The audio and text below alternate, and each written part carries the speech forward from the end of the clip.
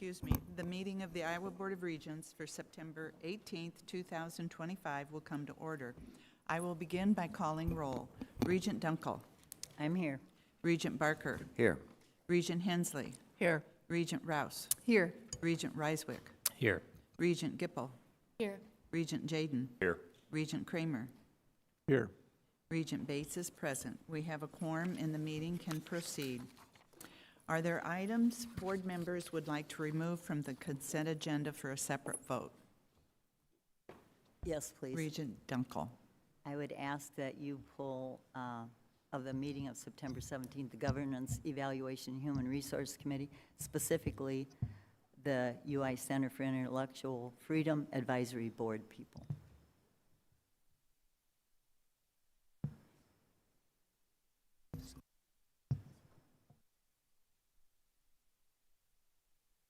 Are there any other items? Not. I need a motion. I'll make the motion. Dunkel, is there a second? Second. Regent Hensley, seconded. Any discussion? Well, I specifically want to just go over again the reasons from yesterday, because I want to be.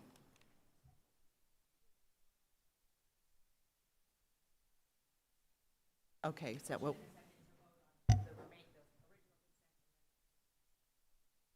Okay, so my roll, okay, so I'll do a roll call vote for the, okay, thank you. So we'll take a roll call vote for the rest of the consent agenda. Regent Dunkel. Yes. Regent Barker. Yes. Regent Hensley. Yes. Regent Rouse. Yes. Regent Reiswick. Yes. Regent Gipple. Yes. Regent Jaden. Yes. Regent Kramer. Yes. Regent Bates votes yes. The motion is approved.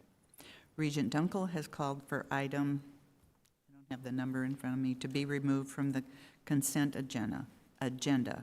A motion and a second are required to approve and receive items. We'll start over. Is there a motion? So moved. By Regent Dunkel. Is there a second? Second. Motion by Regent Gipple. Is there any discussion? Sorry, what are we voting on here? This is on, right? Thank you. It's the Advisory Council for the Center for Intellectual. Right, so we're voting on, yes or no on that now? Correct. Okay, Correct. got it. Correct. I'm sorry, are we voting to make that a separate item at this point? This is a separate item at this point. We're not voting. We're voting It's on been it. pulled from the general consent. It is its own standalone item. Second have been made to approve item is where we're at right now. So there'll be discussion and then a roll call vote on whether or not that item passes. All right, is there any discussion? Regent Dunkel. Yes. I just want to reiterate what I said yesterday for the reasons that I would vote no. And that is we've gone from 13 members to 26 members, which just came up. Gender, even though I know by law we don't have to worry about it anymore, I think that it's wrong that we only have 2 women, one of them being the chair out of 26 people. That doesn't feel right at all. Politically, I'm not sure that we have the right mix there. I haven't been able to verify who are the R's, the D's, and the I's. I believe that we understood yesterday that there are 3 D's, 11 are R's, and the rest are I's. I have not had time to verify that or to check into that. And then the fact that they're out-of-state people, half of them are not Iowans. And I think that we need to rethink that. At a minimum, try to put one more Iowan than the out-of-state people. In my past, I can tell you that whenever there's for example, a corporation that is 50-50, it's very dangerous because you'll get into a need for one or the other to be in control. And so I think we should set this up right by having one more than half at a minimum.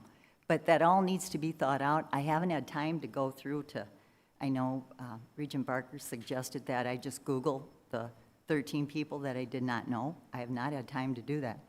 And so I would ask that at a minimum that we postpone this, that we at least wait.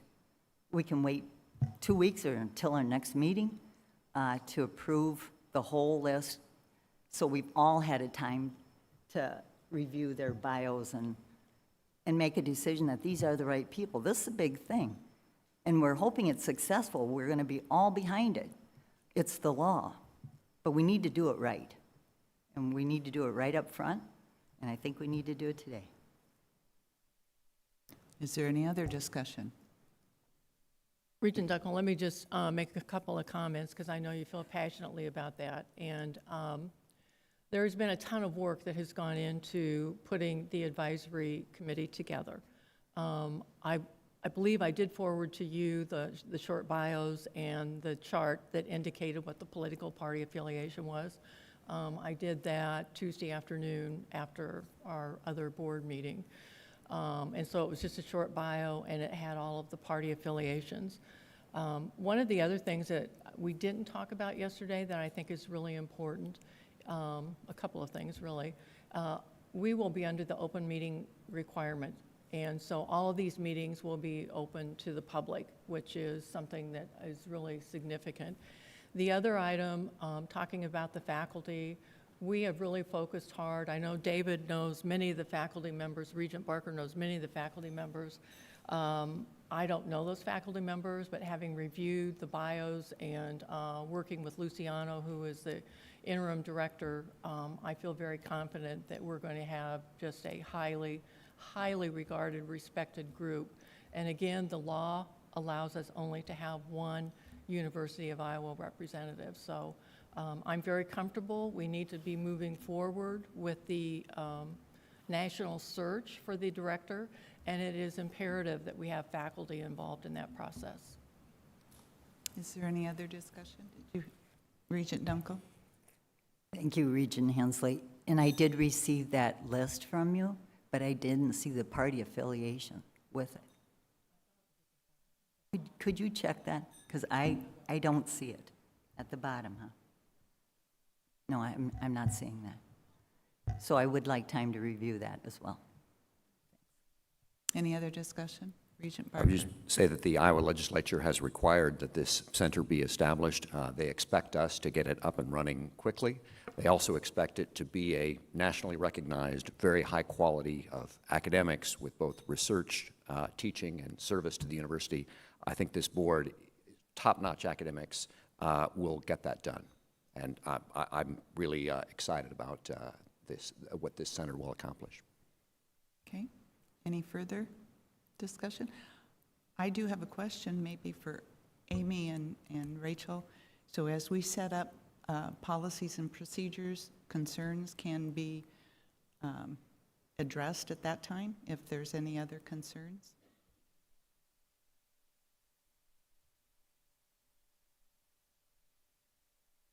I want to be clear on your question.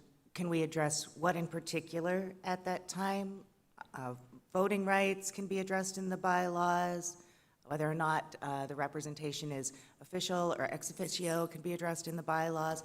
Those are the types of things we absolutely have the opportunity to address. And then reflecting on my comments from yesterday, then we'll still have to work through just kind of practical policies and procedures and everything for business operations and travel and things like that. So hopefully that answers your question. Yes, yes. Thank you. Any further discussion? So just Regent to Jaden? follow through, Amy, the board, once those bylaws are proposed by this group will have to approve them. Yes. So there is an opportunity when we talk about officio, ex officio, voting, non-voting, to come back to this group. Absolutely. The Board of Regents is required by law to approve the bylaws of the Advisory Council. Thank you. Anything, Regent Reiswick? The only thing I would say is when we go through that, I think we should be careful about a 26-member board. Seems like a lot of people to have it be effective. So just a thought. I can't imagine this being a 26-member board. It would be really difficult. So just give that some thought. And can I just respond? Sure, absolutely. we do plan to have an executive committee, and that would be addressed in the bylaws. All right, any other discussion? All right, if not, we'll do roll call. Regent Dunkel. I vote no to approve that list. Good.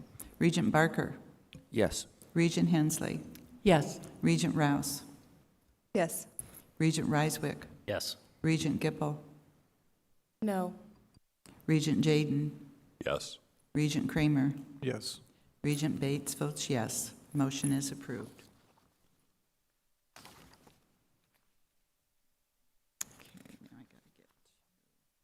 Now I would like to recognize each university president to report on recent activities at each institution. And we will begin with our hosting president, President Nook.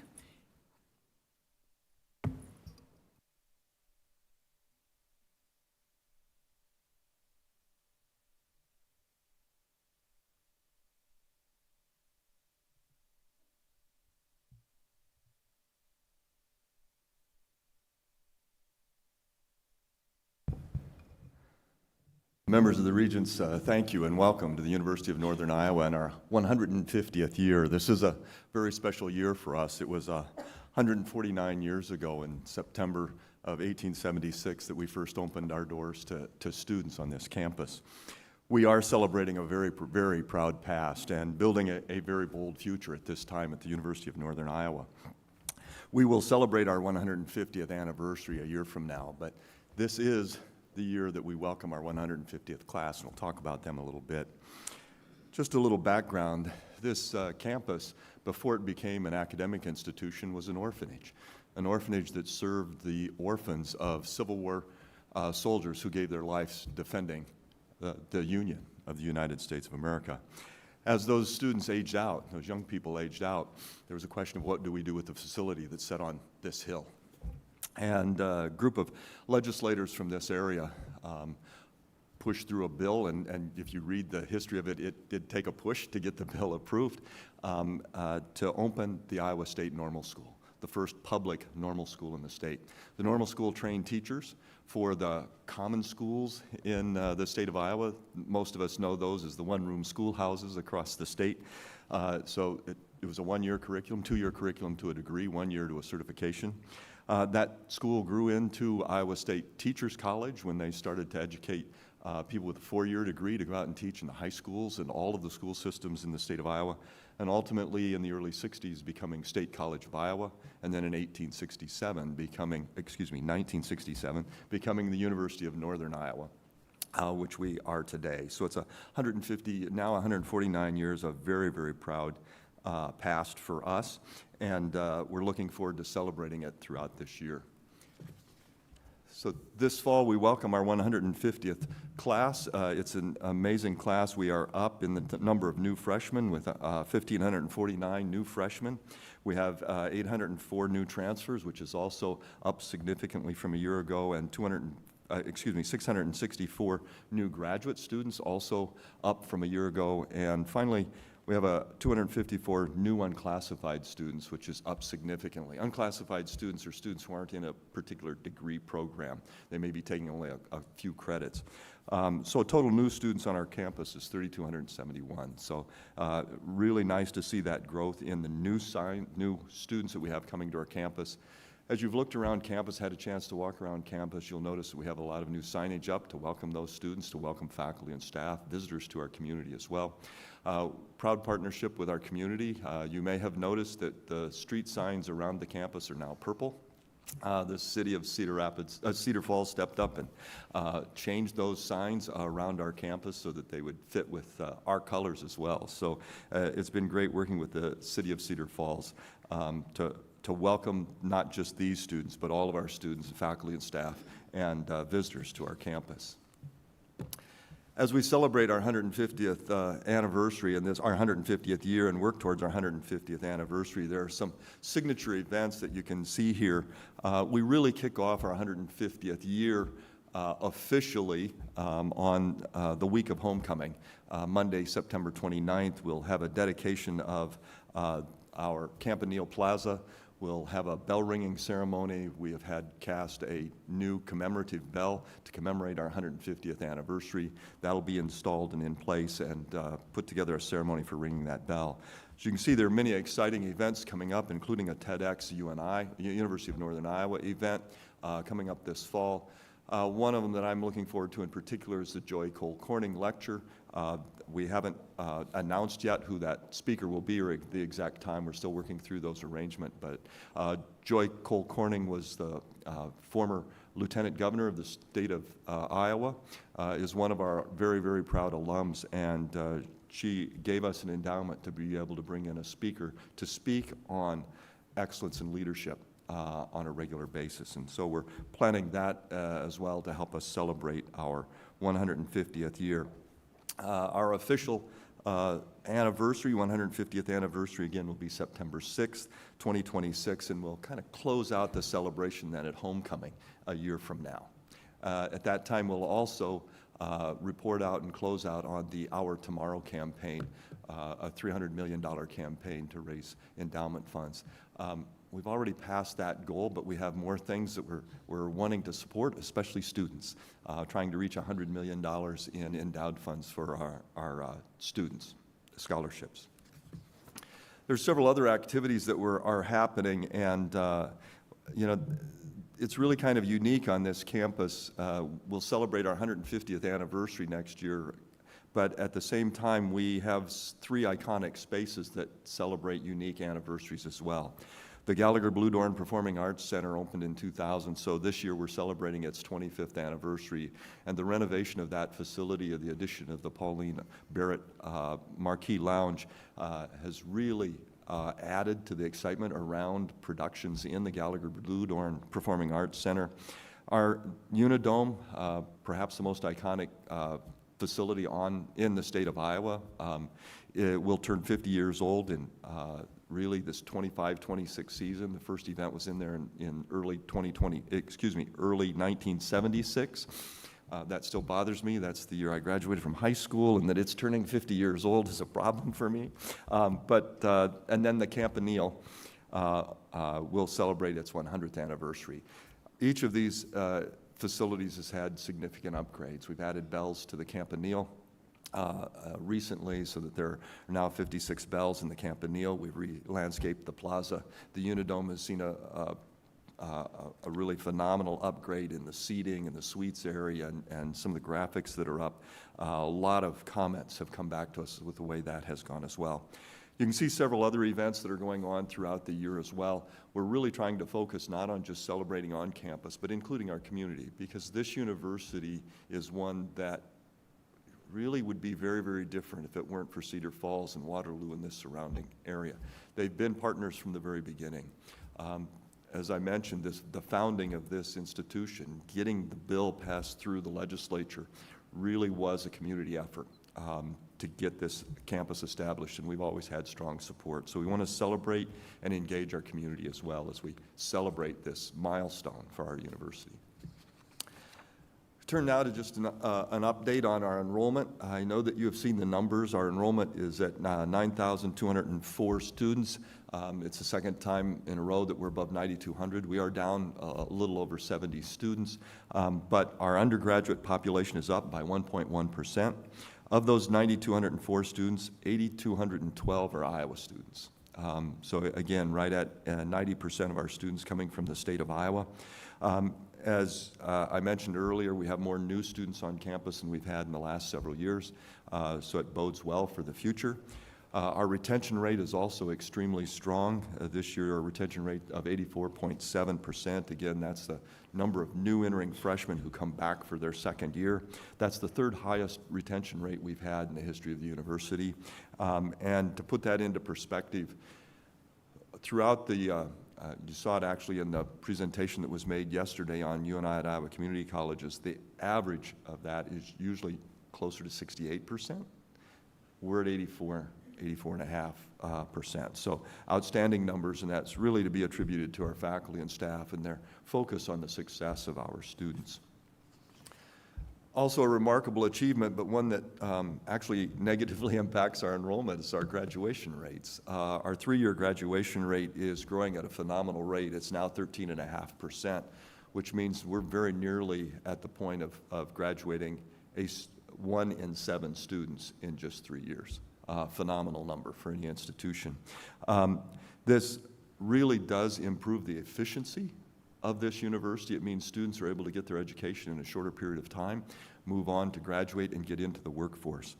We've looked a little bit at the students who complete in 3 years. What we know is that on average, these students are bringing 30 credits to us from high school. They've been in courses where they're taking either AB courses, or they're taking courses from our community colleges, and so they're bringing 30 credits with them when they get here. These students also that are graduating 3 years on average have GPAs above 3.5, 3.5. So they are what are often referred to as high flyers, students who are very dedicated to what they're doing and know how to get to a goal and accomplish that goal quickly. The thing that we've noticed is this is an exponential growth, and it has actually increased since 2016. It's gotten even faster in its increase. We don't know where it's going to turn over yet. We're very close to the point now, right now. In fact, I think it might happen with the cohort that we'll look at next year, the 2019 cohort. We may have more students graduate in less than 4 years than graduate in more than 4 years. We're right on the edge of doing that, which is really unique for any institution. The 4-year graduation rates, you can also see that they have been growing nicely really over the last several decades. It has started to climb a little bit again since 2016. We've put a real focus on encouraging students to make sure they're taking 15 credits so that they can graduate in 4 years, and maybe even 3 if they're bringing 30 credits with them. We've also emphasized something that is very important. Just taking 15 won't get you there. You've got to take the right 15. You've got to be on task. So it's really important that these students pay attention to and get a strong relationship with their academic advisors, whether those are our professional advisors or whether those are faculty advisors. And that we've seen the kind of growth we have over, really the last 5 or 6 years is really a testament to what these academic advisors and what our faculty advisors have done. We've also had several of our academic departments look at their curriculum and change their curriculum so that it is more possible to move through that curriculum in an efficient and an effective manner. So I just want to give a shout out to our academic advisors, whether they're faculty advisors or the professional advisors. This is all to them, and the work that our faculty and staff have done to support our students and to make sure they can get the education they need and get into the workforce as quickly as possible. As we turn to our state appropriations request, our first request is for $1 million to support the neighboring state tuition initiative that you've had. And we've talked about this in the past. We really do expect that when this is fully operational, our enrollment should grow by about 2,700 students, and we should be putting into the Iowa workforce about an extra 360 workers every single year. So it has been developed really as a workforce development project. We're asking for $1 million to help us support this because as we reduce the tuition for these students, there is a cost, a real cost to the university in the lost revenue from those students. And so we'd like $1 million. We're requesting $1 million to help us cover that hole until the point that we can get enough students here to be able to backfill that. So we are seeking that $1 million to cover that. Just a update on, we're in the process now of receiving applications from students for the next fall, for fall of 2026. At this point, our total applications are up 14.6%, and the applications from Iowa students are up 8%. The applications from the neighboring states are up 58%. 58%. So much of the growth in that total number of applications is from those students from the neighboring states. So this is something that the students in those states are interested in, at least indicating their interest with applications. We're not going to count them as enrollments yet. There's a lot of work to do before they actually enroll in this university. But we can already see some good evidence that we will see an increase in not only our enrollment, but in the end, an increase in the number of people going into the Iowa workforce. The other request that we have for state appropriation is $600,000 for to support the nursing program expansion. As you recall, this program opened just last fall, in the fall of 2024.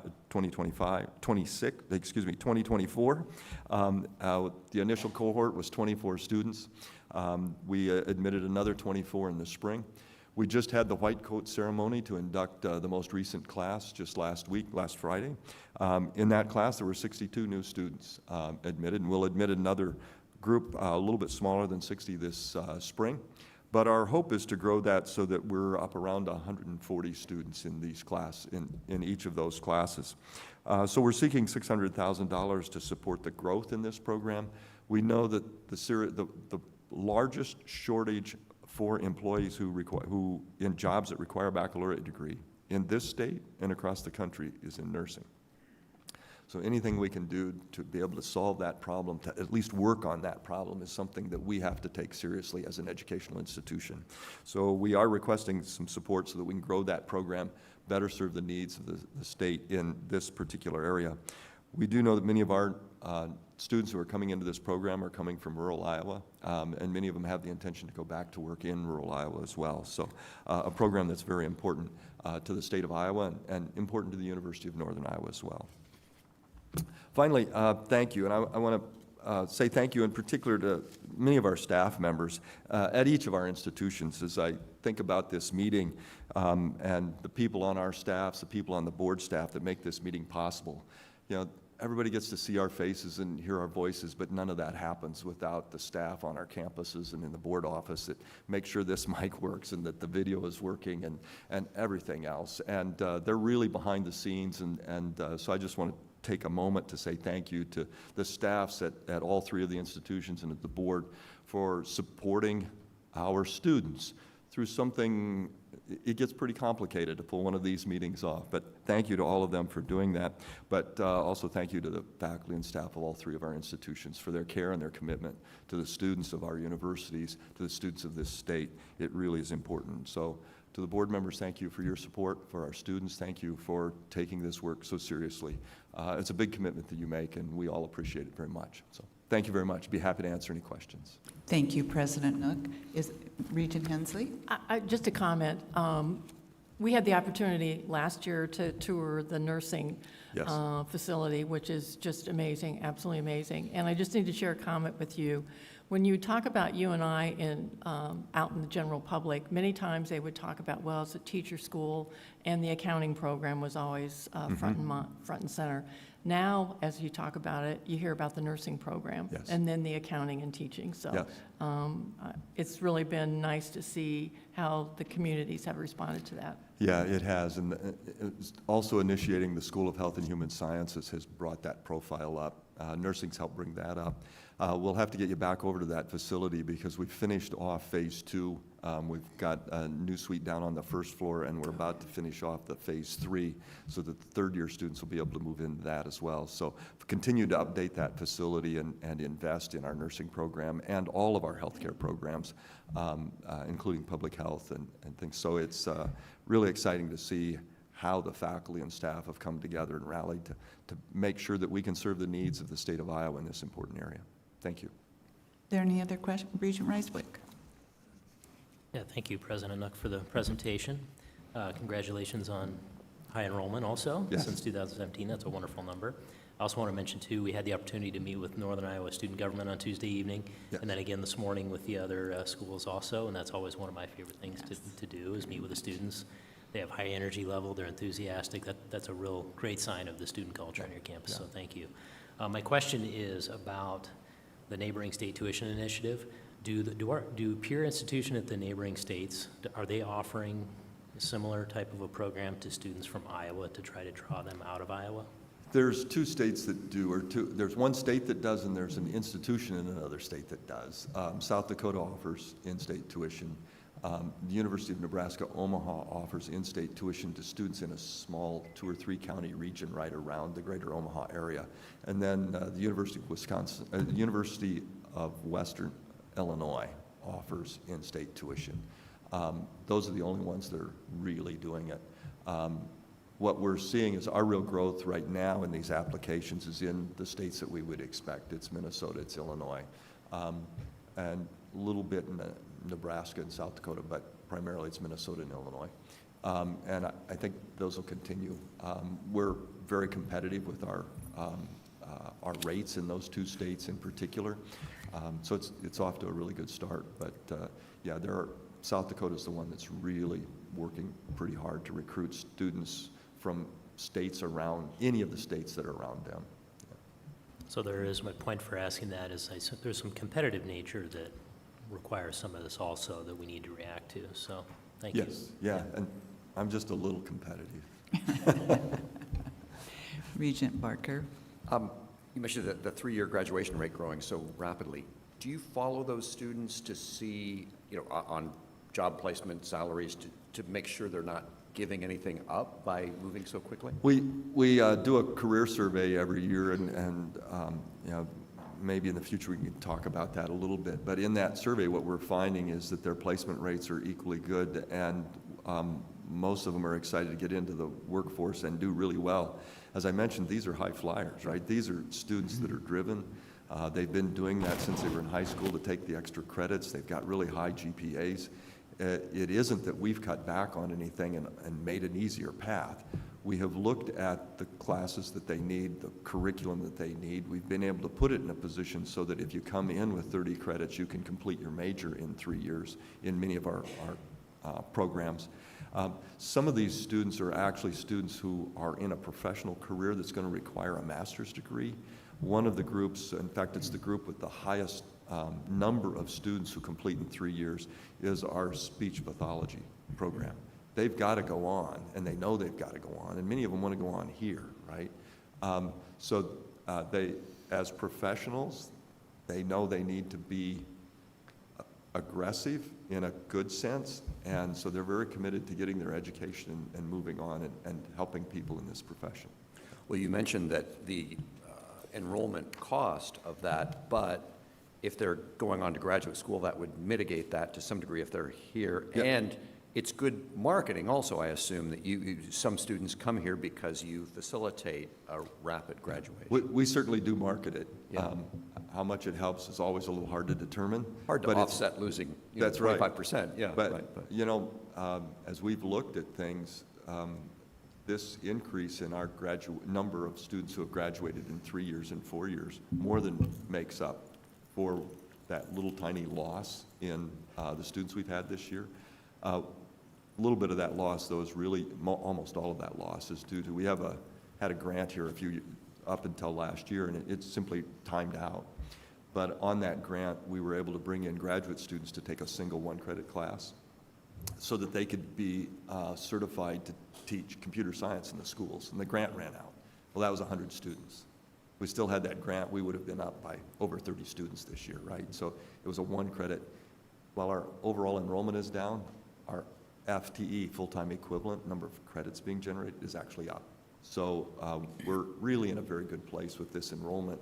And yeah, we're creating some of our own problem by helping students get into the workforce quickly, and I'll take that problem every day because it's great for the state of Iowa, and it's really great for these students. Well, congratulations. I know enrollment has been your primary challenge here, and you don't get that success without getting a lot of other things right. You can't just push a button and get higher enrollment, so congratulations. Thank you. Okay.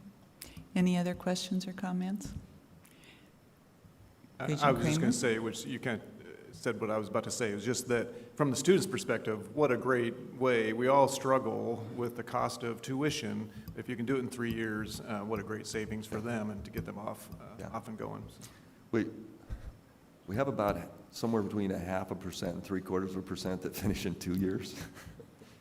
They're a very different kind of individual, but many of them are bringing in an Associate of Arts degree already out of high school, so it's very possible for it to be done.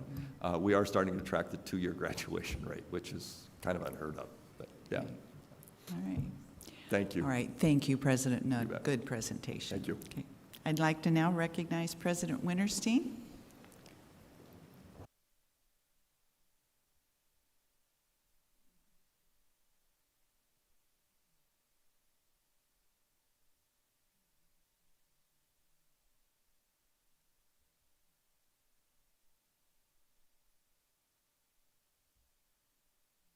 Well, good morning, President Bates, and good morning to all the members of the board. It's a pleasure to be here to give an update on Iowa State University and to discuss our request for state appropriations. Well, I can't help but start with Cyclones in Dublin, Ireland. We were there for the Aer Lingus College Football Classic, and you can see we won. There's the presentation of the trophy to the team and to Coach Campbell. We won against our longtime rivals, Kansas State Wildcats, so it was truly an enjoyable victory. Now, it wasn't just about football, but we also had a research summit with Kansas State University, and the photo there on my right is with Dean Dan Grooms from our College of Veterinary Medicine, and also with the College of Veterinary Medicine interim dean from Kansas State University, their dean from University College Dublin, and we had a wonderful opportunity for that research summit on One Health, also on Ag Tech. In the end, we signed a memorandum of agreement for those colleges of veterinary medicine to work together. We think that'll be a long-term partnership that will benefit all three colleges of veterinary medicine. We also had opportunity for undergraduates to do a pitch-off and talk about what would be an economic business that would relocate to Ireland from the United States. So it was a fun-filled activity and really an opportunity for economic engagement between the two countries. When we think about the impact back to Iowa State, I'll just give you some numbers. It was a sellout crowd there in the stadium with 47,000 individuals there in the stadium. There was 4.7 million viewers watching the game, and we estimate, well, we don't estimate, we know there was 1.8 million media impressions, 1.8 billion, let me get the B word in there, 1.8 billion media impressions. And if Iowa State had wanted to buy that kind of media, we would spend $189 million for that kind of media attention to Iowa State University. So it was a great event, wonderful to bring that kind of attention to Iowa State University, and again, capping it off with that great victory for the football team. And it wasn't just in Ireland where we had some fun, but it was also in Hilton Coliseum where we had a game watch, and we welcomed our newest students to Iowa State University.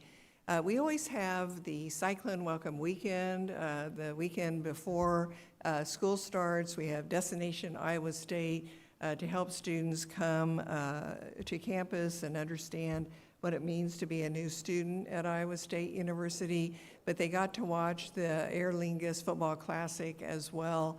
And so there you can see the excitement of the students watching our team play K-State. But there's the statistics. We have a growing enrollment this fall semester, 31,105 students, which was an increase of 673 students at Iowa State. You can see that our first-year students, 6,160 students, our largest class since 2016. It's 5 years of consecutive growth and an increase of 21.5% since that fall of 2020, bringing us back to those years of COVID. Our new students include 1351 transfer students, mostly from Iowa community colleges. And then we're really proud of our first-year retention at 89.1%. So what a wonderful start to the fall semester, celebrating that football win, but also welcoming our students back with Cyclone Welcome Weekend and Destination Iowa State. Well, as we think about how we support our community, we always have a strategic focus on efficiency and effectiveness. And so I just want to walk through some examples of how we've been doing that. So we announced in April that we're combining the Iowa State University Alumni Association with the Iowa State University Foundation.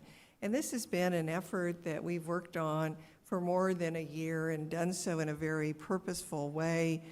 We hired a consultant to help us through this process, and we have now pretty much completed the process. We have a few more steps before we're completely done, but this will really enhance how we engage with our alumni, how we are more effective in our communications to alumni all over Iowa, the nation, and the world.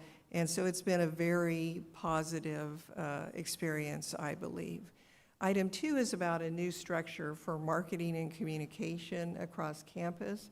This is a place, again, where we will see increased efficiency and effectiveness by having good and increased coordination in this area. And so that is a steering committee that I established around the same time that we were doing our work with the combination of the Alumni Association and the ISU Foundation. They will give me a report here at the end of the month about what that new structure will look like. And that, again, will bring about increased effectiveness in how we market and communicate the entire university, the one university. The third item is about One IT.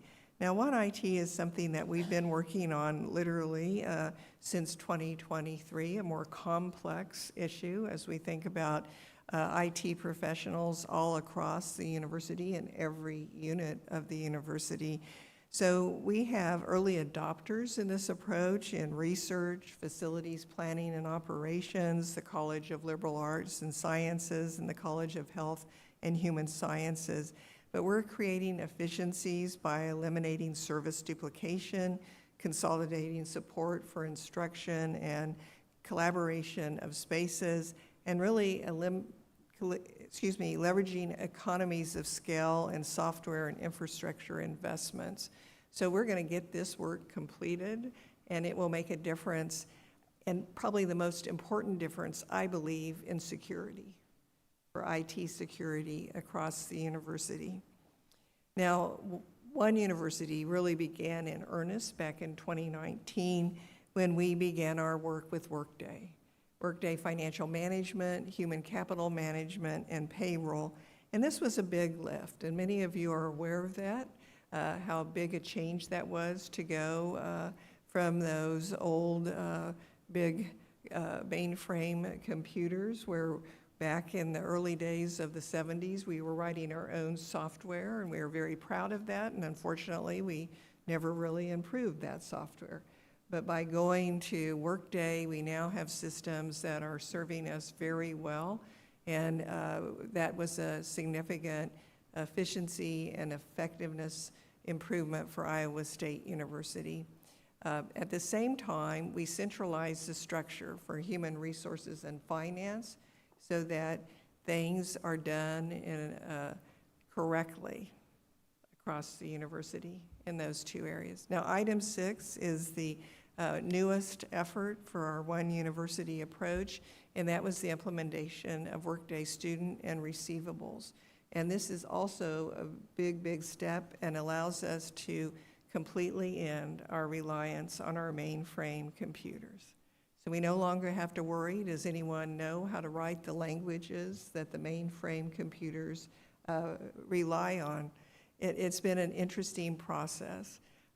Parents that were used to using Access Plus, which is on that mainframe computer, and then had to transition to Workday Student and Receivables, said, wait a minute, this is new.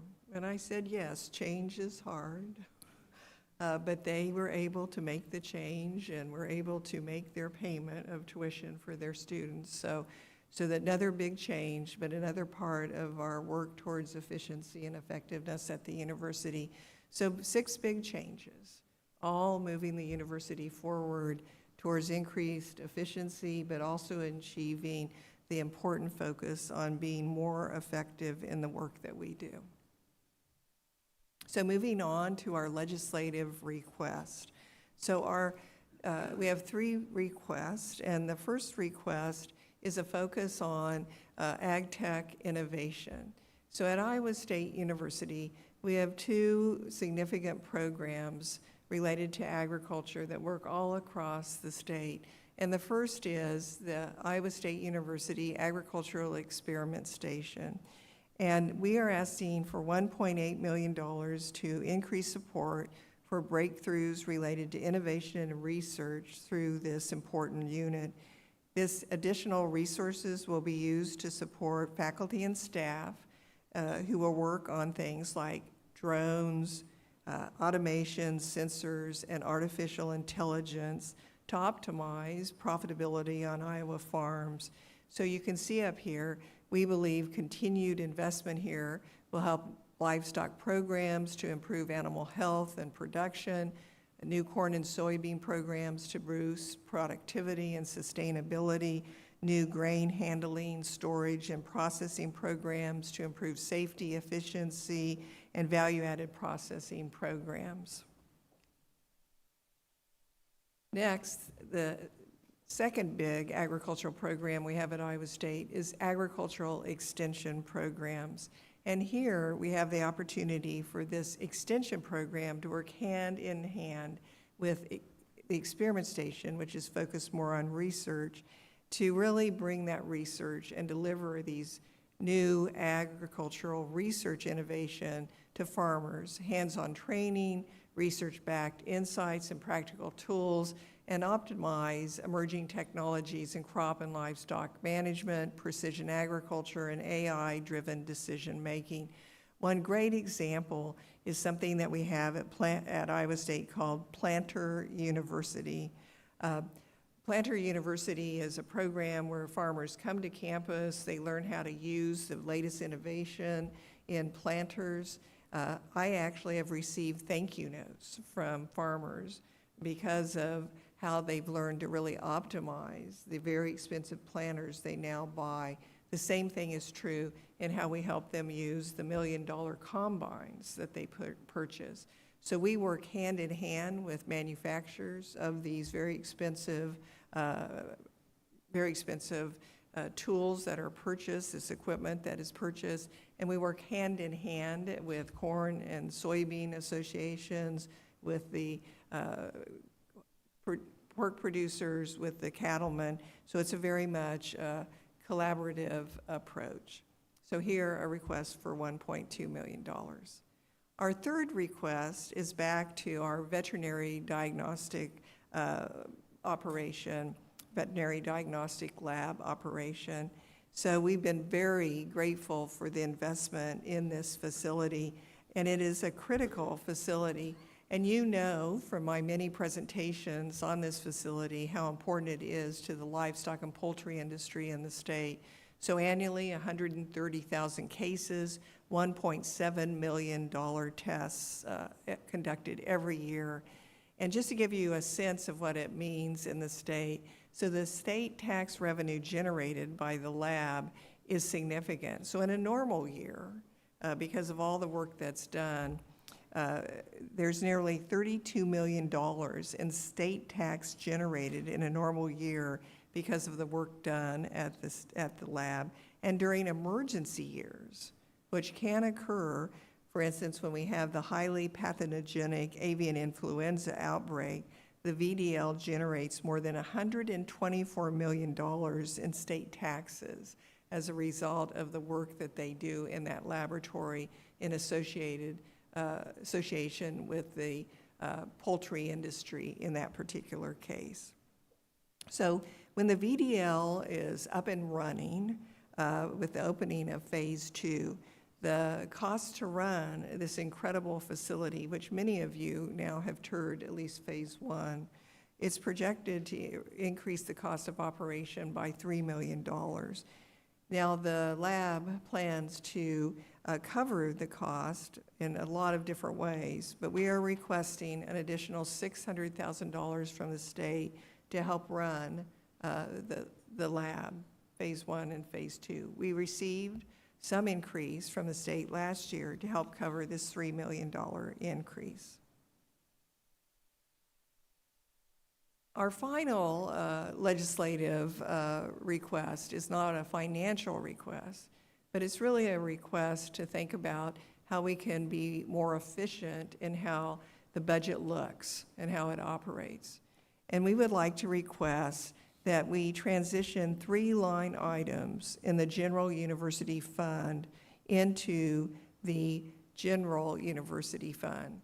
So the agricultural experiment station, the cooperative extension service line, both of which I've discussed with you, be transferred into the general university fund. Both of these programs are key to how the general university operates.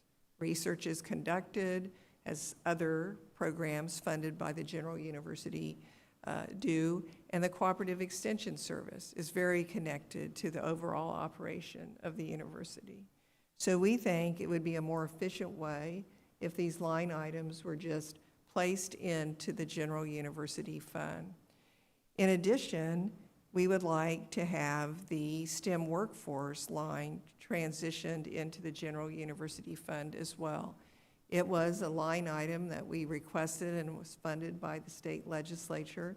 It funds a set of faculty who do research and teaching to support the workforce on very key areas that were tied directly to workforce needs identified by the Department of Economic Development, IEDA.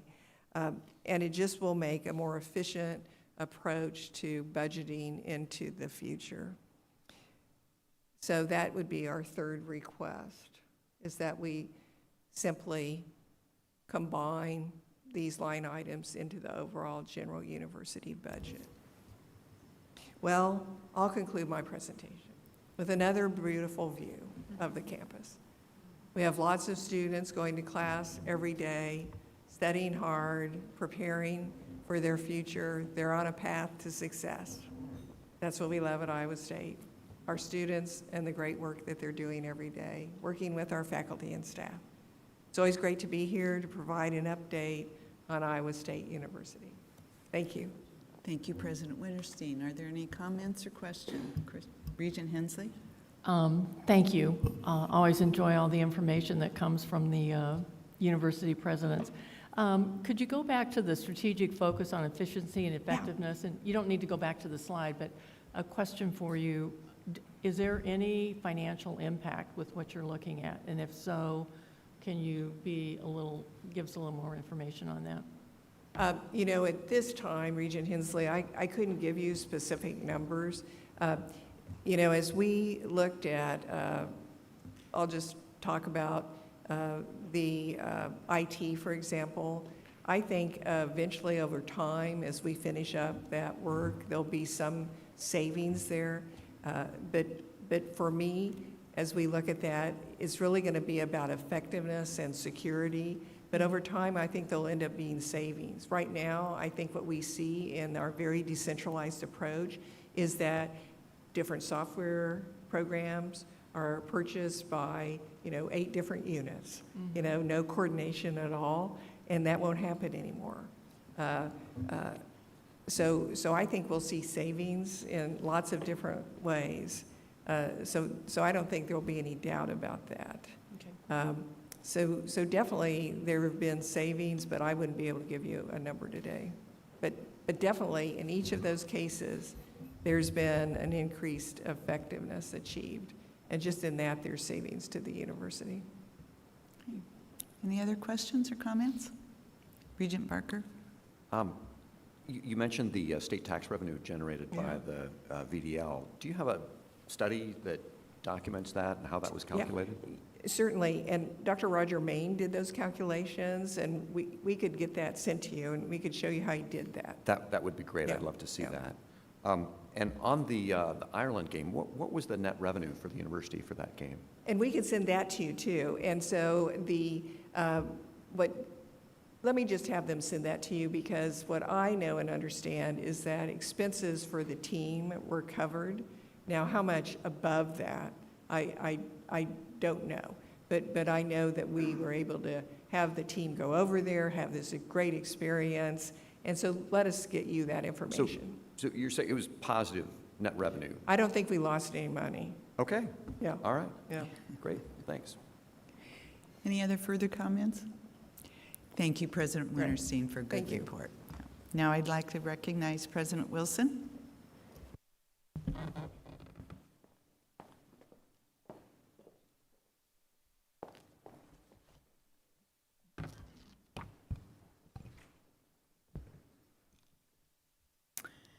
Good morning, President Bates, members of the board. Thanks so much for giving us this opportunity to give you just a few updates about what's going on at the University of Iowa. And maybe I'd just take a moment to join President Nook in thanking you for your service. I don't know how many people realize these are voluntary board service positions, and I know you get lots of emails and lots of complaints and lots of people who are upset about a lot of things, and I think very few people realize that this is a commitment to service and education and research. So thank you for what you're doing.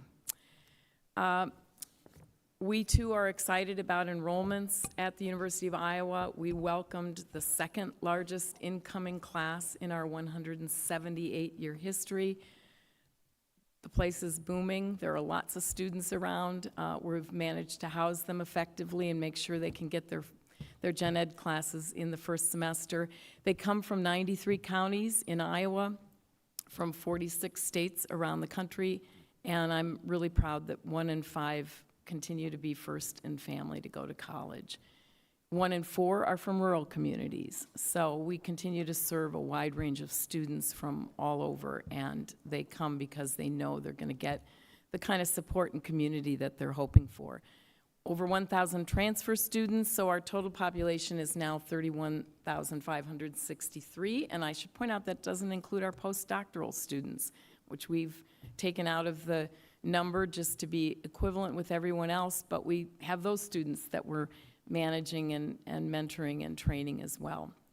Our steady growth projects us to get to 33,000 students across 5 years. That's going to happen sooner than later, and we're having a lot of conversations about what our 5-year plan going forward should be. How big should we be? How should we manage the enrollment cliff? So more to come on that as we continue to work with our folks on campus about enrollments. The other thing that I'm thrilled about is our retention rates. You've heard me speak about this before. When I came to the University of Iowa, our retention rate was 88%. We set a 5-year goal of hitting 90%. We reached it, as you know, in 3 years. And then everybody was sort of, what do we do now? And so we then moved it to 91%, saying we can't keep moving the goalpost until we have a new strategic plan. Nevertheless, this year, we hit 90.9%. So I'm not rounding up, okay, but I want to just make a point that this is an incredible accomplishment. It requires work across the campuses from so many faculty and staff and students too, obviously. We're really proud of the fact that we have almost hit 91%. We're not going to round up yet, but it's such an amazing feat, and especially incredible when you think about how widely open our doors are. So we are competing with peer institutions that have very high retention rates, but they admit a much smaller percent of students. And I won't name any other institutions, but our doors are wide open. We're admitting over 80% of our applicants, and then we're turning around and retaining 90.9% of them. This is a story we should be all talking about all the time, because it is not common amongst many of the peer institutions that we benchmark against. How have we done that? You've heard me talk about the First Gen Hawks program. It continues to grow. This year it's, I'm not going to give you the number yet, but it is bigger than last year, and now we're trying to figure out, can we extend it to the second year? Our donors have been incredibly generous around the First Gen Hawks program. We've also innovated, produced innovations in our curriculum around STEM. We're not making it easier, we're just making it easier for students to learn. And of course, we've also got various strategies around teaching students to learn. It turns out they don't get those kinds of lessons in high school very often, but it's important to know about memory and how the brain works and metacognition and how mindset makes a difference. So these are the kinds of programs we're using at the University of Iowa to continue to increase retention. So really excited about this. Everything we do is around the mission. And I remind us all, and our faculty and our staff and even our students, our mission as you know, is to educate and to do cutting-edge research and scholarship. I'm delighted you met with our student leaders this morning. That is what we focus on all the time, students, students, students. And we focus on research and scholarship. So I'm really thrilled that Denise and her team talked to you about Mike Welsh yesterday and the cutting-edge research that he and his team have done around cystic fibrosis. We've taken it from a deadly disease to a treatable disease, which is amazing. We are also going to celebrate Kevin Campbell, another faculty member who's done incredible work around muscular dystrophy, and he's going to be awarded a very big award, and we're thrilled with that. So I could go on and on about the research that we're doing, but it is part and parcel of who we are and how we are changing the world, especially around healthcare, but around a variety of other areas as well. We have all these other aspects of what we do that really support education, research, and scholarship. We've launched something that I'm also very excited about, and that is an effort campus-wide to think about revenue generation and efficiencies. We didn't want to be too fancy and cute about naming, so we've called it the ReSpark effort. We already have a Spark work going on, which is really our strategic plan, action, and research committee. And so what we've decided to do is to announce a very big campus-wide effort around revenue generation and efficiencies. When we announced the ReSpark committee, we shortly thereafter received about 100 faculty and staff who want to be involved in this. They're volunteering their time and their energy around these activities, and we have co-chairs, Sarah Sanders and Emily Campbell, and then a committee that's going to spearhead this. Let me give you a sense of what we're talking about. On the revenue side, which is often the more fun side, if you will, we've got separate groups working on how do we enhance corporate sponsorship and philanthropy. How do we think about new non-academic programs, particularly during the summer when much of our campus is quieter and we have space and ability to bring people onto campus to do different things? And how do we make that a revenue generator rather than a revenue loss? How do we think about second-year retention? We've done some amazing things on first-year retention. Now let's take a really critical look at second-year retention so we can continue to see our graduation rates go up as they are doing. And then what do we think about enrollment mix? And how do we think about in-state, out-of-state, geographic area, and all those efforts that we're working on around recruitment? So this is just examples of some of the efforts, and we have teams for each one of these. And we're also doing work on efficiencies. So we've got teams that are looking at academics, financial operations, HR, information technology, marketing and communications, and then other opportunities. You might wonder, what does all of this mean? We're going to continue to hone our hub and spoke model and try to be as efficient as we can. The couple of the examples that are coming up, let's look at office space and lab allocations.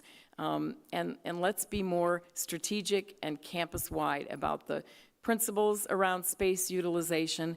So I think we can make some really good decisions there. We're going to look at heating and cooling in our buildings.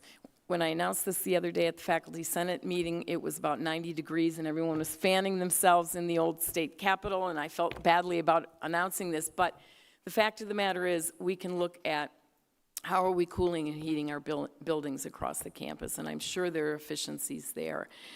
Every decision that we make around these opportunities will be oriented toward moving more of our administrative funding and costs into the academics. So, and you've seen our graphs and you know that we're very efficient compared to the other Big Ten institutions, but I think we can continue to do more.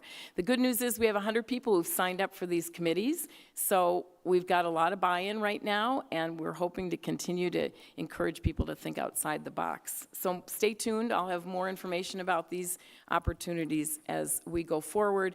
But I think the reminder for all of us is we can do this. So this is a graph that shows our spending and our across the last, gosh, I don't know, 20 plus years, 30 years maybe.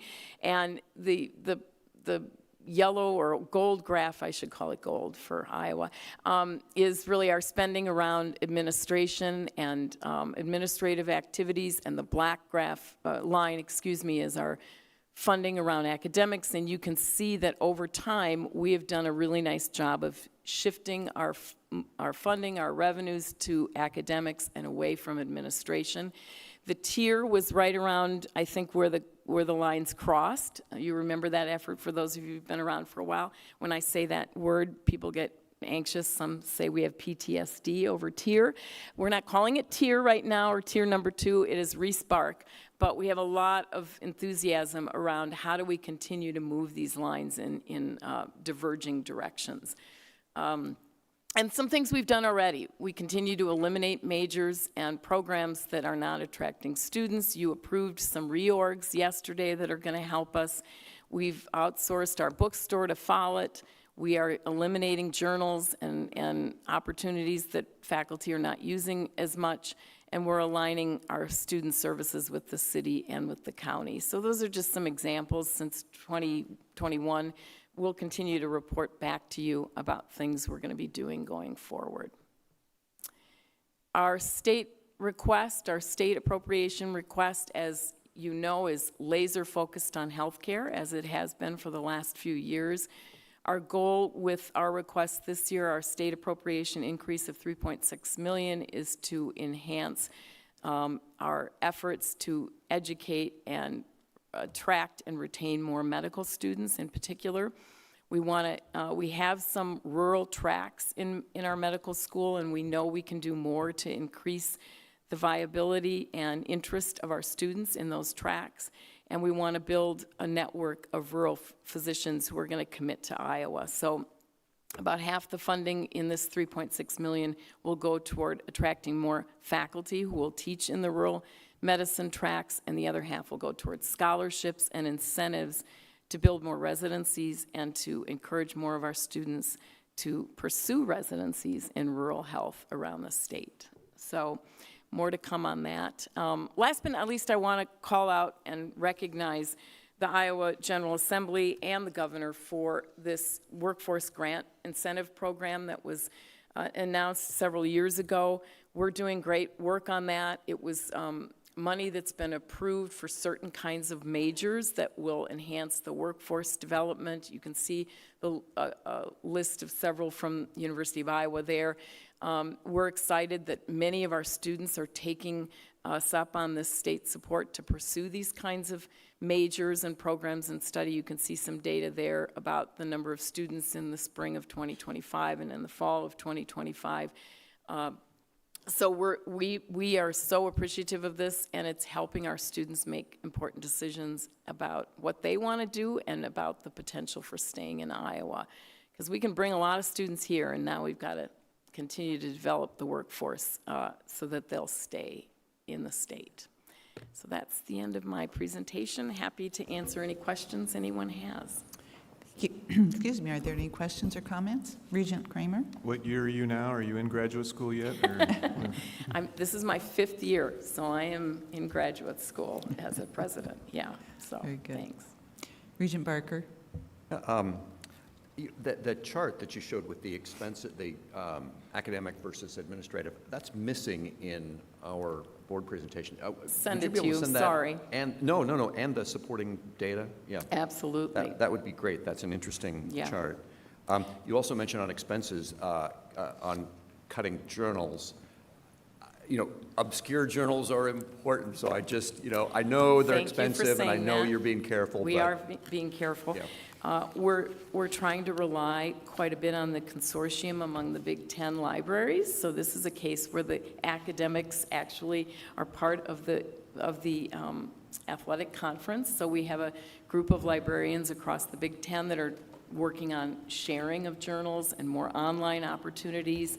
But you have to make choices, as we have to make choices in everything we do. You all get emails about some of the choices that we've had to make around things like the McBride Nature Recreation Center.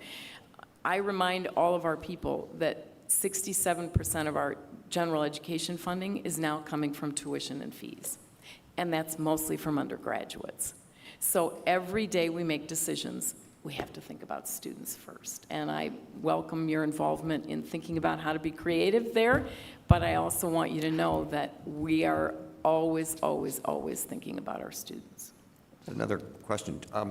Do you think that there is more work to be done on intellectual diversity at the university and more ideological balance in curriculum?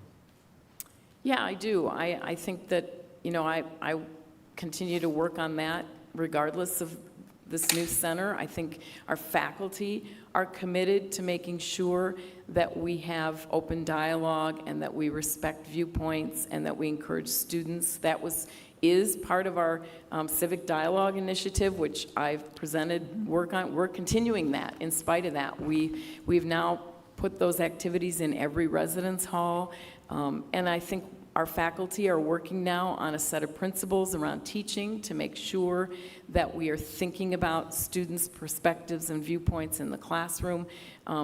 We can do a lot of things top-down, but the bottom line is, if we work together, our faculty will join us, our students will join us, and the changes we make will be sustainable.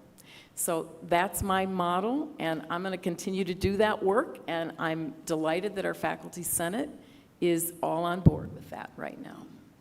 I had one other question. We talked at the last meeting about the videos that came up from the students, and I think we left it that there was going to be some investigation of that. Is there any update on that? Well, probably Amy can give a better, you're talking about the investigation that we're working with the AG's office on, correct? Yeah, yeah. Sorry to duck to you, Amy, but you've been more involved in it. No, you're than I fine. have. I'm talking a lot at this meeting. Yes, working in consultation with the Attorney General's office, in particular Eric Wesson, Solicitor General, the Board of Regents has engaged an outside law firm called Consovoy to assist in conducting not only a Phase 1 review of the videos to determine if there's any potential violations of law or institutional or board policies. Then we're also going to do a Phase 2 larger review to kind of reevaluate, not reevaluate the work that we already have done over the last 2 years, but as a complement and a supplement to that work to determine and ensure a broader compliance with 261J, state and federal civil rights laws, Students for Fair Admissions, anything related to this space. So that work is just commencing. We are in the document and record gathering phase. But I meet every other week with Consovoy and Solicitor General Wesson to make sure that we are on track, on task, on budget, and that the expectations of the Board of Regents, the universities, and the Attorney Generals are being met. Thank you. Thank you. Appreciate that update. And I do think there's more work to be done, particularly on balance. As I mentioned yesterday in my remarks, I'd be happy to talk to you about that anytime. Thank you. Thanks. Are there any other? Regent Hensley. Thank you. Just a light question for you, President Wilson, on the efficiency study. Do you have numbers budget-wise as to what the overall impact will be? No, we just launched this about 2 or 3 weeks ago, and I think I can come back to you with goals. But again, some of this is we're going to save money so we can plow it back into the academic side. And some of it will be over time. As people retire and leave the university, we will restructure things. So I don't think it's going to be a, this date, this dollar amount, but I think I'll have a better sense of things as we go along. We're doing a lot of assessment of data right now. As you would expect, you're not going to launch into ideas until you really study what we're doing and what the potential for savings is. Okay, thank you. Yeah. Are there any other questions or comments? Thank you, President Wilson. Thank you. And thank you to all the presidents for all you do. I'd like to recognize Brad Berg from the Board of Regents office, please.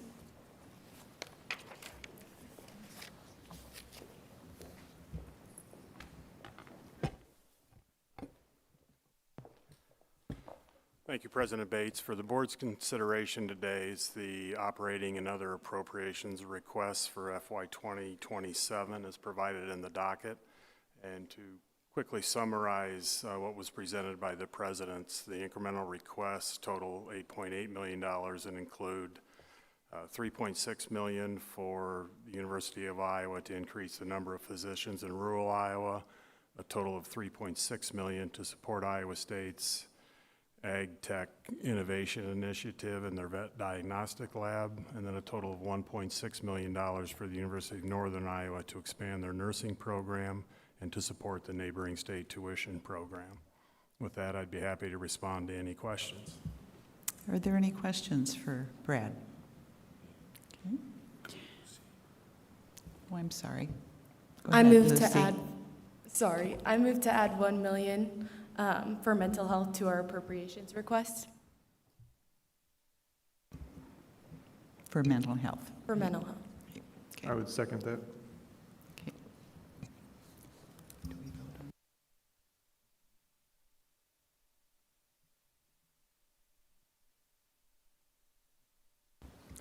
So we have a motion and a second to add $1 million for mental health. Any further discussion? Just to clarify, this is for student mental health? Okay. Yes, students' request. Thank you, Brett.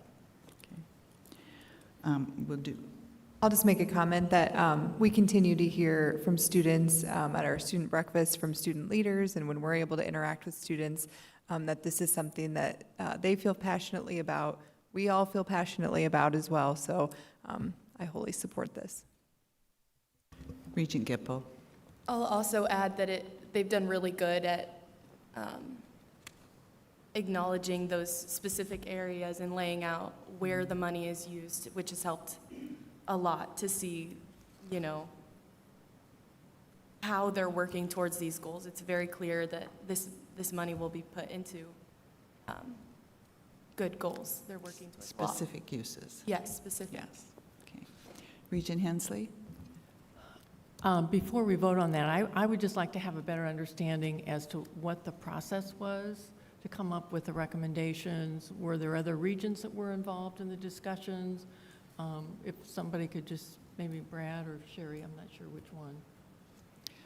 Well, I think this was based on this morning and the student regents' request. They have requested $1 million every year. No, I'm sorry, not the mental health one, but just the overall recommendations that we're going to be voting on. I'm confused as to what you mean by Well, recommendations. just all of the recommendations that we have here, the appropriations and the special requests. Yes, board leadership and university leadership did discuss this.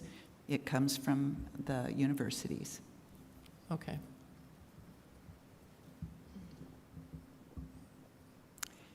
Any further discussion? We have a motion and a second on the floor to increase the budget for mental health, student services. Regent Barker? Yeah, you know, I think this is, you know, I commend the students on a very well thought out proposal that we've seen, you know, a few years in a row. And, you know, no question about the need and about, you know, how clearly this has been thought through. I think the question will be whether the need here is greater than, you know, other needs in the state. There are mental health issues for non-college students that are as great, or that are greater than for college students. A dollar spent here may be a dollar not spent on other priorities. So, you know, of course, that's something that the legislature will consider, but I think that's a consideration. Is this the best use of state tax dollars? Okay, thank you for those comments. Regent Gipple? I really do think that is a good point to consider. $1 million, that is a big request. But as a college student, I see my peers going through these issues, and if we're you know, talking about these retention rates, we want to keep those retention rates high. We don't want to see another like mental health crisis that affects our data we're seeing. Our presidents have produced incredible data, and their staff as well behind them, and we want to support them in every way possible, and that means going back to the students and supporting student needs. So I wouldn't feel comfortable, you know, moving to do this if it wasn't something I truly believed was necessary. Very good. No, I absolutely understand and appreciate that. The question is, though, there are non-college students out there with even greater mental health issues that may need the funds just as much or more. Yes, Regent Rouse. Regent Barker, I respect what you're saying. We aren't legislators, though. We are here to advocate for students and the universities, so with all due respect, the legislators can make that determination, but I fully support this motion. Yeah. Well, I think that's an interesting point as to what our fiduciary responsibility is. Something I've thought about a lot over the years, and I think our fiduciary responsibility is to the taxpayers of Iowa, not to the, I mean, we provide oversight over the universities, but our ultimate duty is to the taxpayers of Iowa. Any other discussion? So I say we proceed with the motion and the second on hand. I'll make a roll call. Vote. Regent Dunkel. Yes. Regent Barker. No. Regent Ryswick. Yes. Regent Jaden. Yes. Regent Rouse. Yes. Regent Gipple. Yes. Regent Kramer. Yes. Regent Hensley. Yes. Regent Bates votes yes. Motion carried. Now, a motion and a second are required to approve the operating appropriations as amended in the request for FY 2027 as outlined, got to come back, Brad, as outlined in the docket item, and to authorize actions by designated Regent staff to seek collaboration and partnerships between Regent institutions and other sectors of state government. Is there a motion? I so move. Motion by Regent Dunkel. Is there a second? Second. Seconded by Regent Jaden. Is there any discussion? Regent Kramer. I'll just make a comment to Regent Hensley that we did have the governance committee, leadership committee of 4, had 2 different meetings at least with the university presidents and came up with this strategy of what is the appropriate thing to ask for, and these individual things are what it landed on. So to keep flat funding, but then plus these individual requests on top of that flat funding. So you're saying the leadership group decided on these priorities then? We did not decide on these. We listened to what the presidents presented. We had a discussion, and then it was given back to the presidents to decide what they brought forth. Okay. Okay, any further discussion? Take a vote. Regent Dunkel. Yes. Regent Barker. Yes. Regent Ryswick. Yes. Regent Jaden. Yes. Regent Rouse. Yes. Regent Gipple. Yes. Regent Kramer. Yes. Regent Hensley. Yes. Regent Bates votes yes. The motion is approved. We will take a 10-minute break at this time.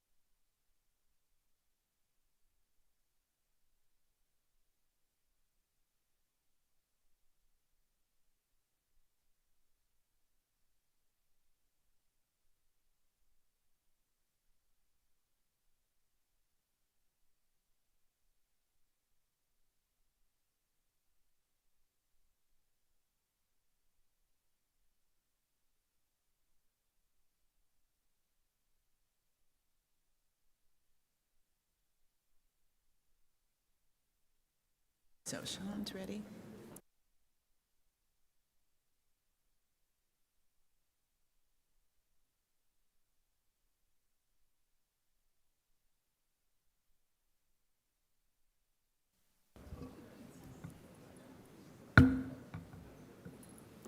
At this time, let me welcome Sean Reeder, Iowa State University Senior Vice President for Operations and Finance, who will present on the Knoll.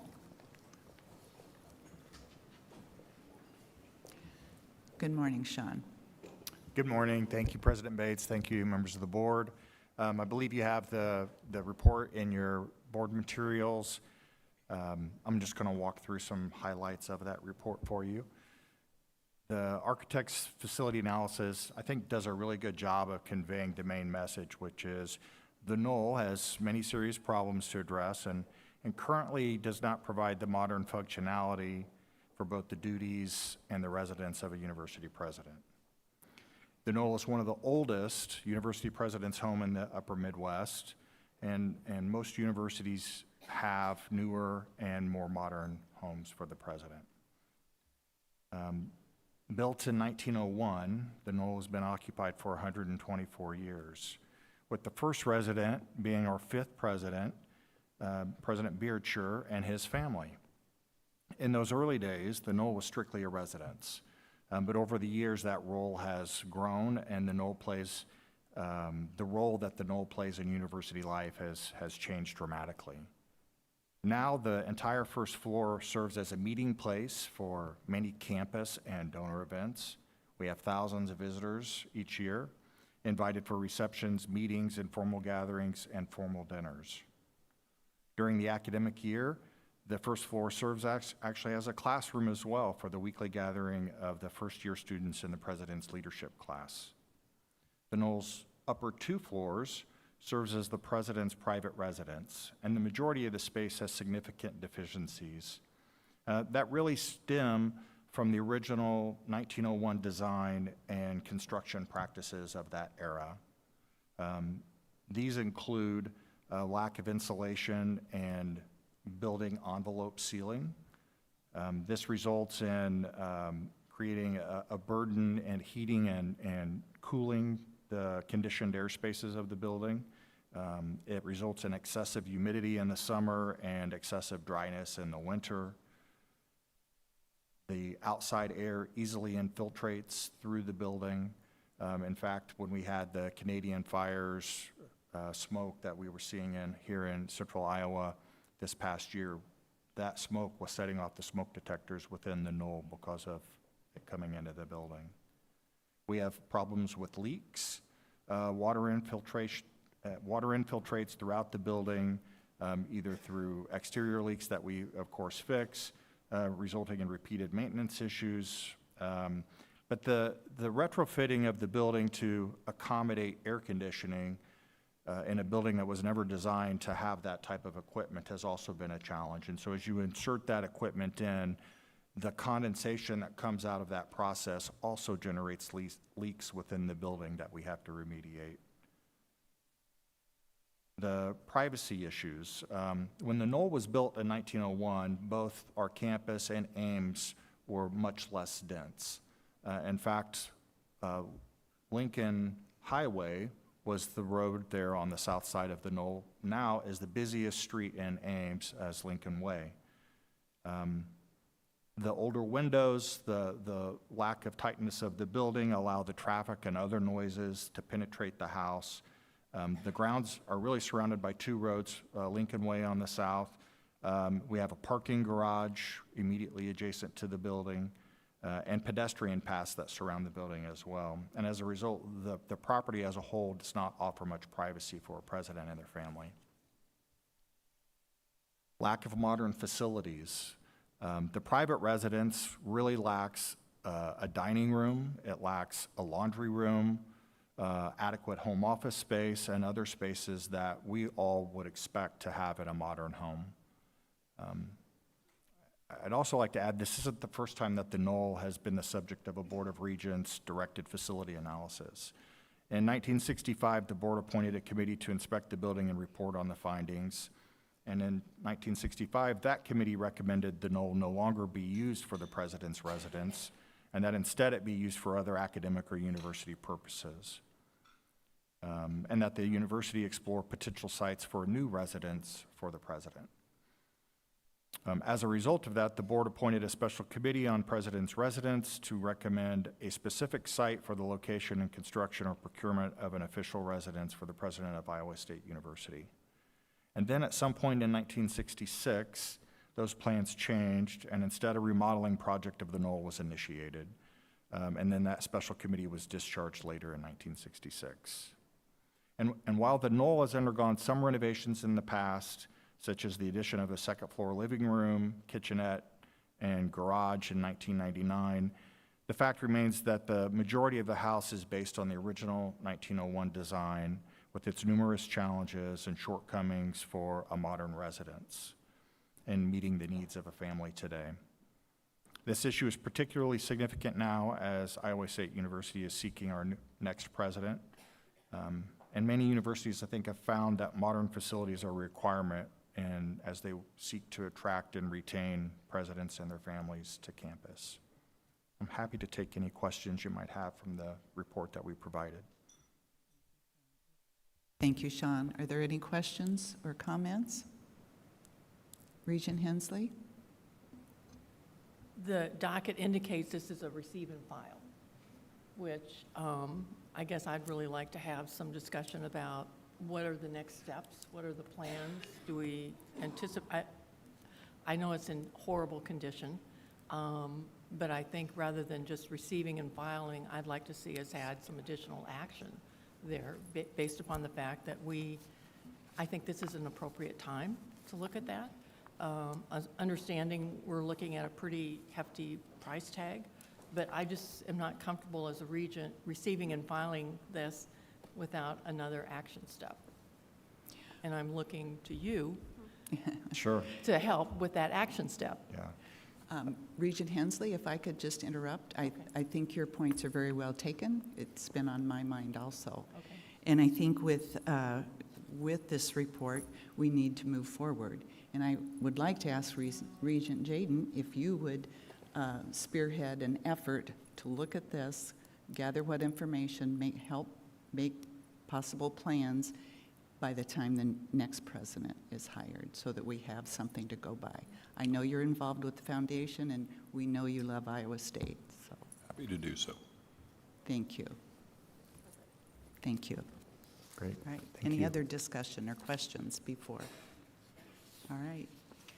Thank you, Sean. Thank you. Oh, just a Hang on. moment, Regent So Jaden. Sherry, I just want to be clear on instructions. So maybe repeat what you're looking for on what timing and expectations. Timing would be, we would have in place decisions on what would be next steps by the time the next president comes. Of We the don't- specific recommendations And- for action for repair, remediation, rebuild.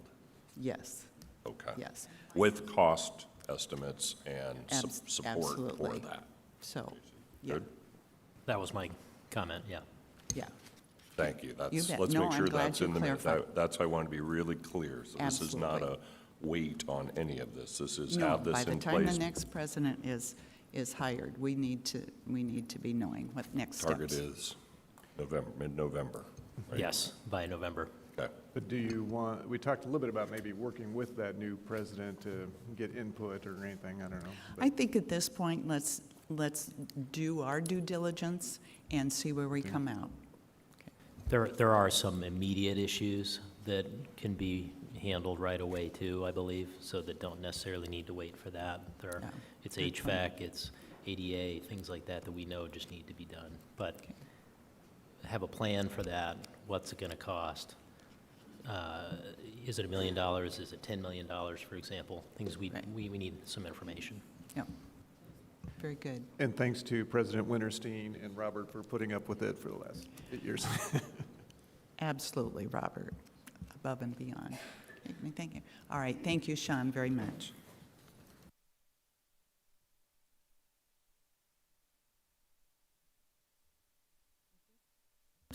At At this time, I'll recognize UNI President Mark Nook and UNI Chief of Staff Oksana Hafferman, I can't pronounce the whole thing, I apologize, for remarks on preparations for the future center at UNI. Thank you, President Bates, members of the board. It's a pleasure to be with you, along with Chief of Staff Oksana Grboyevich-Hefferman. She's also our Federal Relations Officer as well as our board liaison.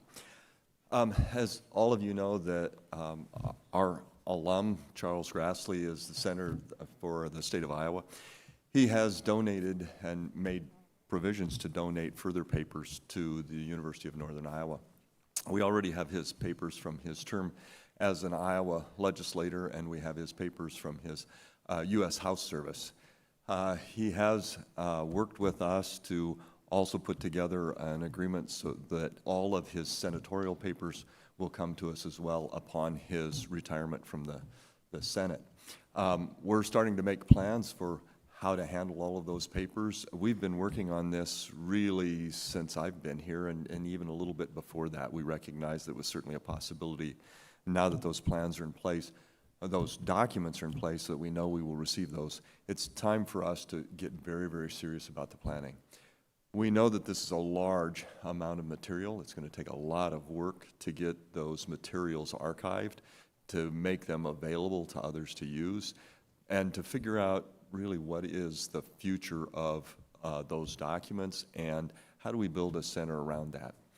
We know that we have some fundraising that we've got to do, and we've got a lot of planning that we've got to do before those papers arrive. So today we just wanted to update you a little bit on what's going to be happening, what things we know we need to be working on, so that in the end we can end up with what will be a center for Senator Grassley and his papers. But at this time, just kind of letting you know about the planning, what has to be done, so that we can start a pretty public phase of planning and fundraising for this particular center. I'd like to ask Oksana to talk a little bit about this work. She's worked very closely with the senator and his staff on preparing for this eventual transfer, but I'll turn it over to Oksana at this point. Members of the Board of Regents, thank you for the opportunity to share with you the work, the planning work that we're undertaking to receive the collection of the papers from Senator Grassley and also establish the future Charles and Barbara Grassley Center. As you know, we already house the papers from the senator's time in the Iowa House of Representatives, also in the U.S. House of Representatives through 1980. And upon the conclusion of the senator's term in Senate, we will receive all of his materials from this time. Really large volume, as President Nook mentioned, both physical materials as well as electronic materials. A lot of work needs to be done there. The center will really honor a remarkable legacy of Senator Grassley's service to the state and to the nation. He's not only one of the longest serving senators in the U.S. history, he's current President Pro Tem of the U.S. Senate. He's third in line for the presidency. He's a proud graduate of the University of Northern Iowa. And I should add, he celebrated his 92nd birthday yesterday. We envision the future center reporting to the Office of the President and really positioning UNI as a national hub for study of the legislative process, of policymaking, and of the role of government institutions. We also know that it will greatly strengthen our mission to prepare students who are ready to lead the state and be leaders nationwide. There's a lot of work that needs to be done on the papers side, on the materials side, I should say. It's not just the papers, it's large volume of electronic materials also. We will need to create a planning committee. We will need to have budget developed, assess resources that will be needed to describe the collection, to digitize the collection, to house the collection, what are the space needs, what are the facilities needs. Of course, an archival collection will need very careful attention to details. Concurrently, we will also start building developing concept for the future Grassley Center. which will mean that we will be pulling together a steering committee that will work on drafting the mission and the vision for the future center, also establishing the governance structure, the staffing needs, as well as also assessing the resources. What will it take to set up a center that will be successful and set it up that it is sustainable for the future, for the long term. Talk about partnerships as well as any programming that will be done in the future. There are further details in the docket item in front of you. As we move through the stages of the planning process, we will keep the board updated. And President and I can answer any questions that you might have. Thank you. Are there any questions or comments? Regent Hensley. Thank you, and thank you for the presentation. You're both aware that I've had discussions with individuals that have been working with you over the years, and I know it has been a long process. But I think we're right now really at a point where we need to kick it into high gear. And so saying that, I would just like to talk a little bit about the fundraising, because we're at an important time right now. I know we're talking about planning, and I know fundraising's in the area, but having been involved with a lot of capital campaigns, you go through a silent phase, and you're entering that silent phase right now. There's no question this is going to be a public-private project. So we need to really work hard to get the budget and the conceptual plan so that we can be out there and sitting down with people that have already expressed an interest in supporting the project financially. And my suggestion would be, if we could have that by the end of this year, I know it says come back in February, but if we could have it by the end of this year, I think there's also an opportunity, and we had this discussion with some of the legislators, if we could demonstrate that there were corporate entities out there that were willing to make pledges, that would assist us with the legislature moving forward. And with you looking at announcing this in September of '26, at the grand finale of your 150 years, it'd be nice to also be able to announce that we've been successful in raising whatever that amount is. Feedback. Yeah, just quickly, we were planning to bring back sort of the budget and some of where we're at, and as we get closer to the public launch phase of that, where we know a little bit more about what we're going to be able to raise, we've been able to do during the quiet phase, who's really interested. So we haven't set a particular deadline of being back and, say, in November or December. What we want to do is see how this goes, see how the quiet phase develops, and then set the target date for a public launch of that campaign. We certainly do expect it to be before September of next year. February is a suggested date. It may move a little bit one way or the other as we see how this fundraising, quiet phase of the fundraising goes. So. But in order for us to sit down and have those conversations, we have to have documents. We have to have a plan. We have to have a budget. I understand. We will have those. Making them public is one of the things we want to be careful about, because they may change a lot. So we will have a budget very soon. Presenting it publicly is something we want to be able to be careful with. In any capital campaign, when you're in the silent phase, they're never presented publicly. That's right. The goal is to get to 50% or 60%, whatever it is, so. Mm-hmm. Yes. Okay. Are there any other, excuse me, is there any other questions, comments? All right. A motion and a second are required to approve planning for the future center as outlined in the docket memo. Is there a motion? Move. Motion by Regent Hensley. Is there a second? Second. Seconded by Regent Barker. Is there any further discussion? If not, we'll do a roll call vote. Regent Dunkel. Yes? Regent Barker. Yes. Regent Reiswick. Yes. Regent Jaden.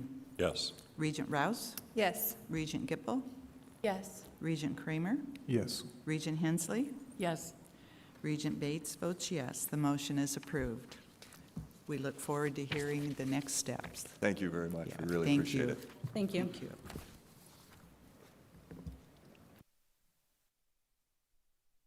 welcome UNI Provost Jose Herrera, who will introduce today's presenter on UNI College of Education.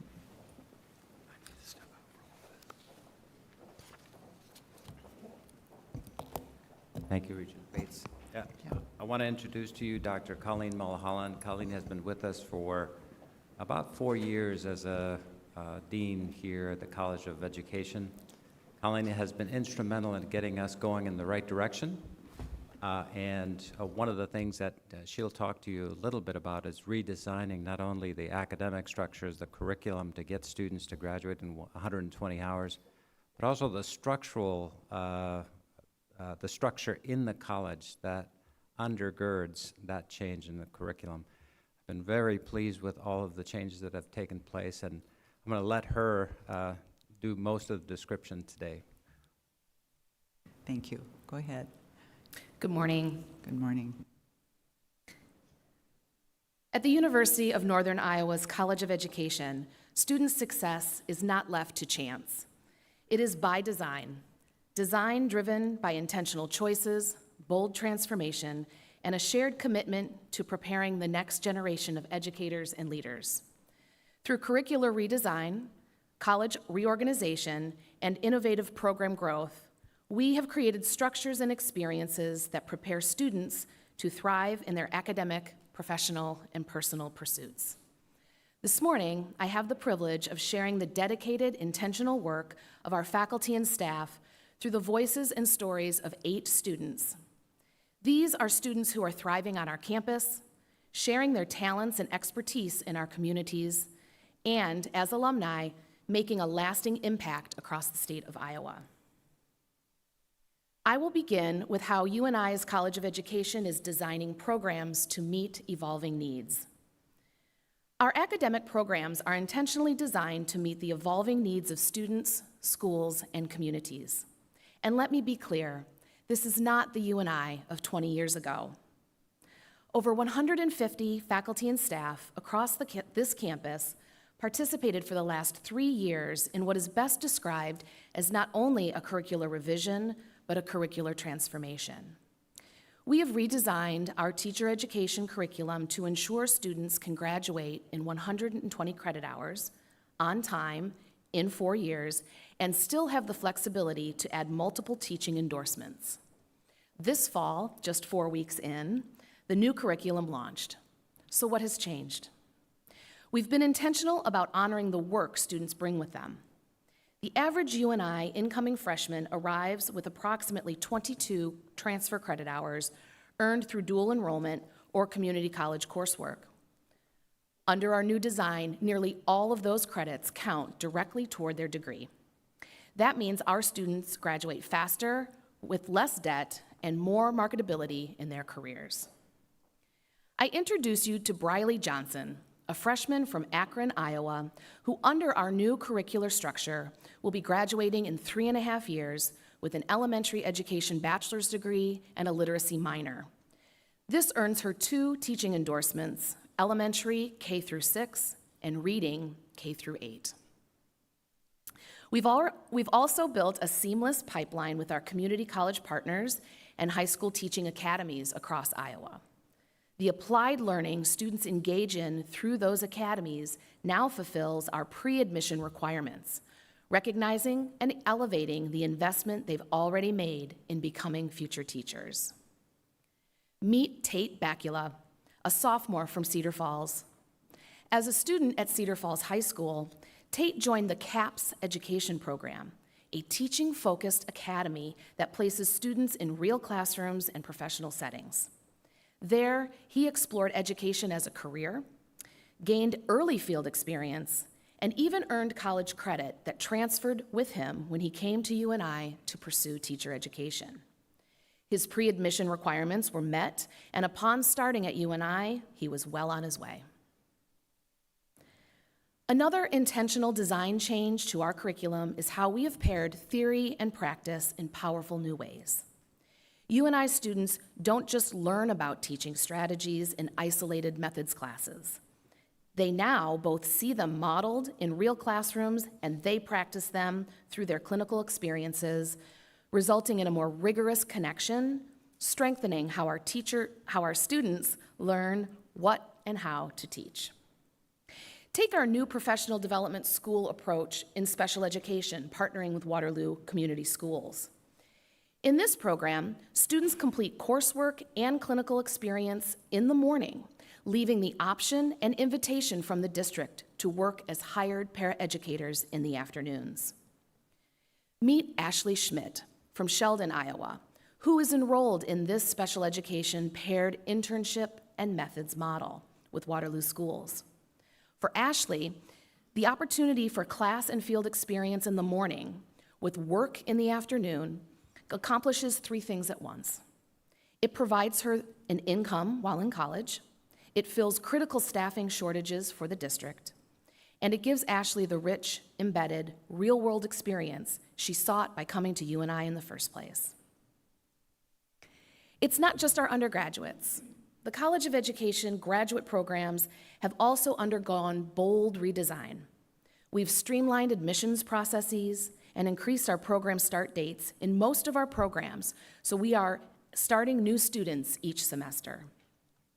We now offer more flexible course options, and we've built innovative pathways for working professionals. The result has been significant growth. Our EDD program, the only active doctoral program at UNI, has grown from just 33 students in 2019 to 106 students today. Last year, 30 doctoral candidates successfully defended their dissertations and graduated. This year, we welcomed 42 new doctoral students who are 4 weeks into their journey today. These numbers represent real lives and real leadership for Iowa schools. One of these leaders is Dr. Tiffany Evans, who completed her EDD with us and now serves as a teacher librarian across multiple Waterloo Community Schools. A proud 3-time alum, her success demonstrates the direct impact of UNI's intentional program design, not just on our students, but on the districts and communities that they serve. So whether it's undergraduate students like Briley, Tate, and Ashley, who are better prepared and more efficient in their path to degree, or graduate leaders like Dr. Evans, who are shaping the future of education across Iowa, our redesigned programs are delivering academic achievement by design. I'll shift now to sharing how UNI's College of Education is designing structures to optimize opportunities. Supporting student success isn't just about academic programs. It's about the structures we put in place to remove barriers and open doors. That's why we've been intentional about redesigning the way our College of Education itself is organized. First, the college reorganization. We moved from 5 departments to 4, creating balance, efficiency, and collaboration. During this process, which included faculty, staff, and student voices, it became clear that our faculty belong to not only their academic departments, but also to cross-college programs that span multiple disciplines. This dual identity, if you will, gives them both a vertical perspective, deep expertise in their fields, and a horizontal perspective that connects them to colleagues and students across the college. The result is a more integrated, innovative, and student-centered college. Students will start benefiting from new synergies, stronger connections, and faculty collaboration across programs. Even the physical adjacency of our departments and student offices now helps us better serve our students. These changes have opened the door to stronger partnerships campus-wide, making us more visible and connected across the university. Now, we are just 4 weeks into this new structure with everyone back on campus, so the dual identity we envision remains aspirational. Our challenge and our commitment is to bring it fully into reality. This will help us shape daily operations, allocate time, and build habits of collaboration that match our vision. This is the work ahead, and it will define how we serve our students and one another. We've taken a hard look at the very processes we once thought were working. Over time, though, maintaining the status quo has held us back from leading in student success. That's why we've streamlined and strengthened our approach. A second major change is our new centralized placement office. In just the academic year last year of 2024-25, this office coordinated 1,692 classroom placements in PK-12 schools across 86 Iowa counties. These placements provide a full spectrum of experiences, from early classroom observations to student teaching with seasoned mentors. Each PK-12 classroom placement is carefully designed to give UNI students meaningful, hands-on classroom experience, while also working in tandem with Iowa's schools to meet urgent staffing needs. We didn't stop there. We've streamlined our substitute authorization process, allowing students to step into classrooms faster and with more confidence. Since January of this year, we have recommended to the state 257 of our students to serve as substitute teachers, gaining valuable leadership experience, while districts benefit from additional support. One of those students is Brittany Craig. Brittany began her career in classrooms before earning her teaching license through UNI. Thanks to new legislation, certain qualified candidates are eligible to complete student teaching in just 4 weeks. Brittany met these criteria, including requisite equivalency work, and successfully finished her placement in that time frame, quickly earning her teaching license. With the structures we've built, she was able to translate her passion and classroom experience into a profession. At the same time, it's important to note that our standard expectation remains a full 16-week semester of student teaching with 2 carefully designed 8-week placements. This rigorous experience is essential to teachers' final preparation, ensuring graduates are fully ready to step into their own classrooms. Brittany's story is just one example of how our structures serve not only our students, but also Iowa schools directly. We've also designed new structures to meet the needs of our growing online student population. More students than ever are transferring to UNI or completing their degrees while working full-time. Yesterday, you heard from my friends and colleagues Paul Sapp and Tricia Becker of the successful enrollment and continued interest in the UNI at Iowa Community College initiative. With 180 elementary education majors, almost 40 early childhood education majors, and an additional 60 students in our Purple Pathway for paraeducators, ensuring our support structures were readily available was key to our wraparound services for student success.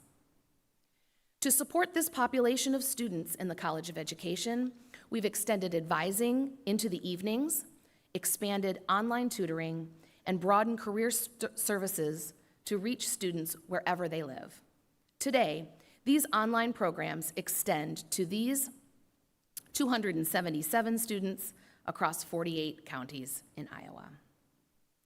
Take Marvin Carr, for example, a transfer student from Iowa Central. Marvin is a veteran, a non-traditional student, and now a future social studies teacher. He benefited from our streamlined structures and supports in our long-standing online transfer program. From Webster City, and now student teaching in Webster City, Marvin exemplifies the dedication, passion, and energy we need in new teachers.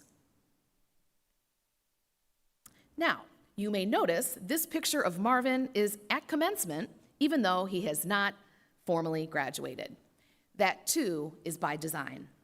We offer student teachers the option to participate in commencement before finishing their final semester. Why?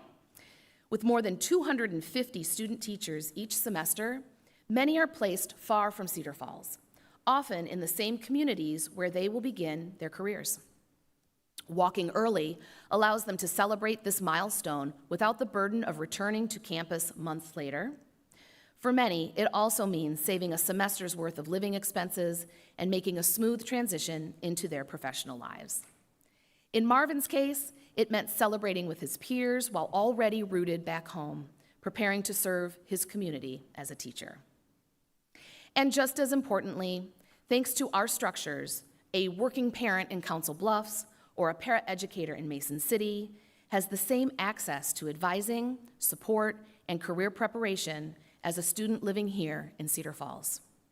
Marvin's journey shows what we mean when we say our systems are designed with students at the center. Finally, I'll shift now to sharing how UNI's College of Education is designing experiences to innovate for tomorrow. If programs are about academics and structures are about opportunities, then experiences are about preparing our students for what comes next. We are designing forward-looking experiences that equip students not just to succeed today, but to lead tomorrow. One of the clearest examples is our Purple Pathway for Paraeducators. This is an apprenticeship program and continues to grow. Through this initiative, students simultaneously complete their degrees, earning 2 teaching endorsements while working in district roles as paraeducators. I'll note here that the 2 endorsements earned are elementary K through 6 and Instructional Strategist 1, which is a special education endorsement. This is UNI's intentional response to state and federal efforts toward apprenticeship models, and more importantly, it continues to be a response to Iowa's teacher shortage. One of our alum who successfully completed our Purple Pathway for Paraeducators, Emily Pendleton, took advantage of this pathway and opportunity. She was part of a cohort of 15 paraeducators in Cedar Falls schools who were awarded funding by the governor's first round of the Teacher Paraeducator Registered Apprenticeship Grant Program. Mrs. Pendleton, now in her 2nd year of teaching,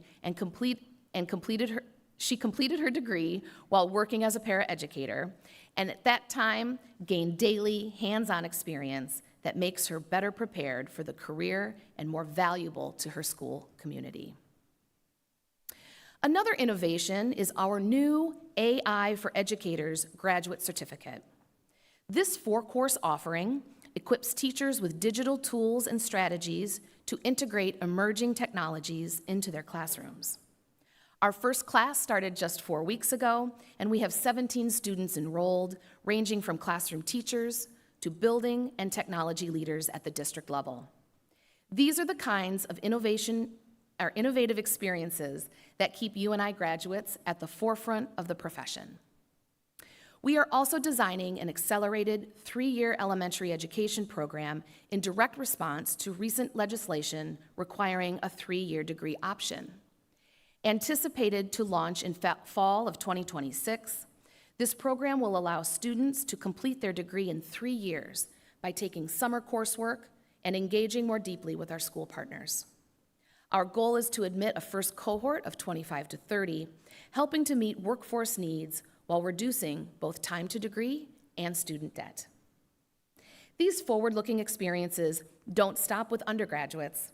Our graduate programs also reflect UNI's commitment to preparing leaders for tomorrow. One of those leaders is Dr. Sarah Cruz, who serves as the Executive Director of Special Education for Cedar Rapids Schools. One of the 30 newly hooded doctors this spring, as I mentioned earlier. Here, you see Dr. Cruz leading professional development for most of the special education teachers in her district. Look at one teacher in that photo and visualize how many children that teacher helps shape and mold. Dr. Cruz's leadership and her success shows how UNI not only prepares teachers, but also cultivates leaders who shape education at the systems level across the state. When we talk about student success by design, this is what we mean. Innovative programs like AI for Educators, accelerated pathways like the soon-to-come Elementary Ed Degree in 3, and rich, meaningful partnerships like those we have in our Purple Pathway for Paraeducators. They are all designed with intention, with Iowa schools in mind, and with our students' futures at the center. Through these experiences, UNI students are prepared not just to enter the workforce, but to innovate, to lead, and to shape the future of education in Iowa. The true measure of intentional design is seen in the lives of our students and graduates. These 8 stories are part of a much larger impact. In 2024-25 alone, 10,809, we count them, alumni have serve as educators in Iowa schools. Now, this includes principals, superintendents, school psychologists, school counselors, and of course, classroom teachers. But with approximately 38,000 teachers and about 2,000 school leaders statewide, we can say with confidence that 1 in 4 educators in Iowa have roots to UNI. As we prepare to celebrate our sesquicentennial, I want to note that UNI has produced more than 66,000 alumni educators over the past 150 years. This is our legacy. And by investing boldly in student success, by design, we are ensuring that our future legacy not only continues, but thrives. Thank you. Thank you. Are there any questions or comments? What an absolutely very interesting presentation. Thank you. So you have reached out to so many, anybody who wants an elementary or high school education, they can find it here. Doesn't matter where they're at. So very good. Thank you very much. Thank you.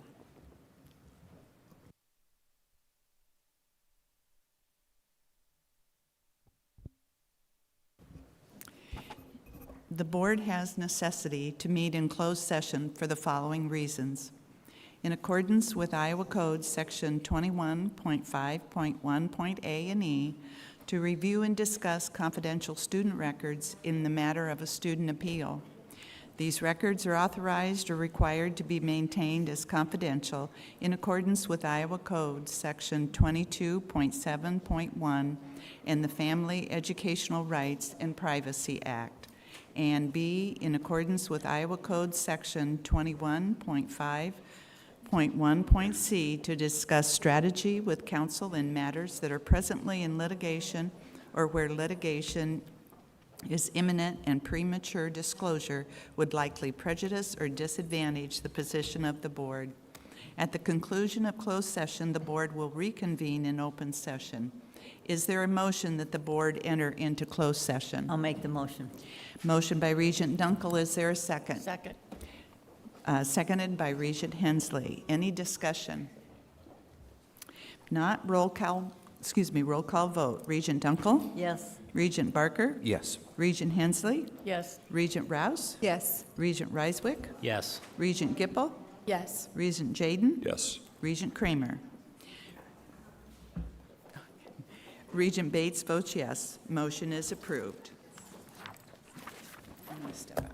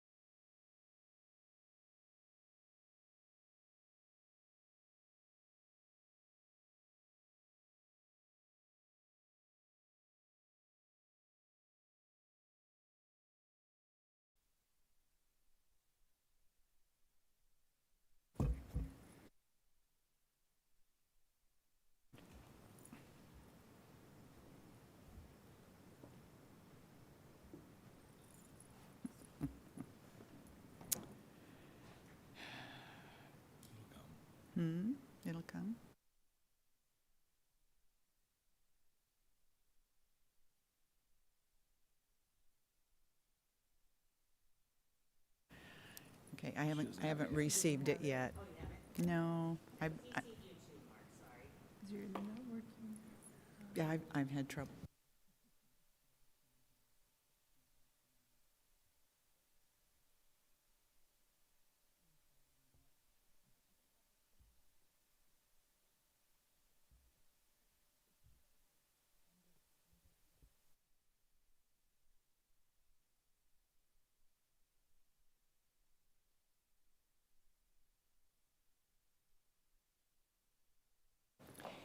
In the matter of the appeal of Student A, a motion and a second are required to affirm the final institutional decision in its entirety. Do I have a motion? Motion by Regent Hensley. Is there a second? Second. Seconded by Regent Kramer. Any further discussion? Not, we'll go into a roll call vote. Regent Dunkel? Yes. Regent Barker? No. Regent Hensley? Yes. Regent Rouse? Yes. Regent Reiswick? Yes. Regent Gipple? Yes. Regent Jaden? Yes. Regent Kramer? Yes. Regent Bates votes yes. The motion is approved. This concludes the business of the board. The meeting of the Iowa Board of Regents is adjourned.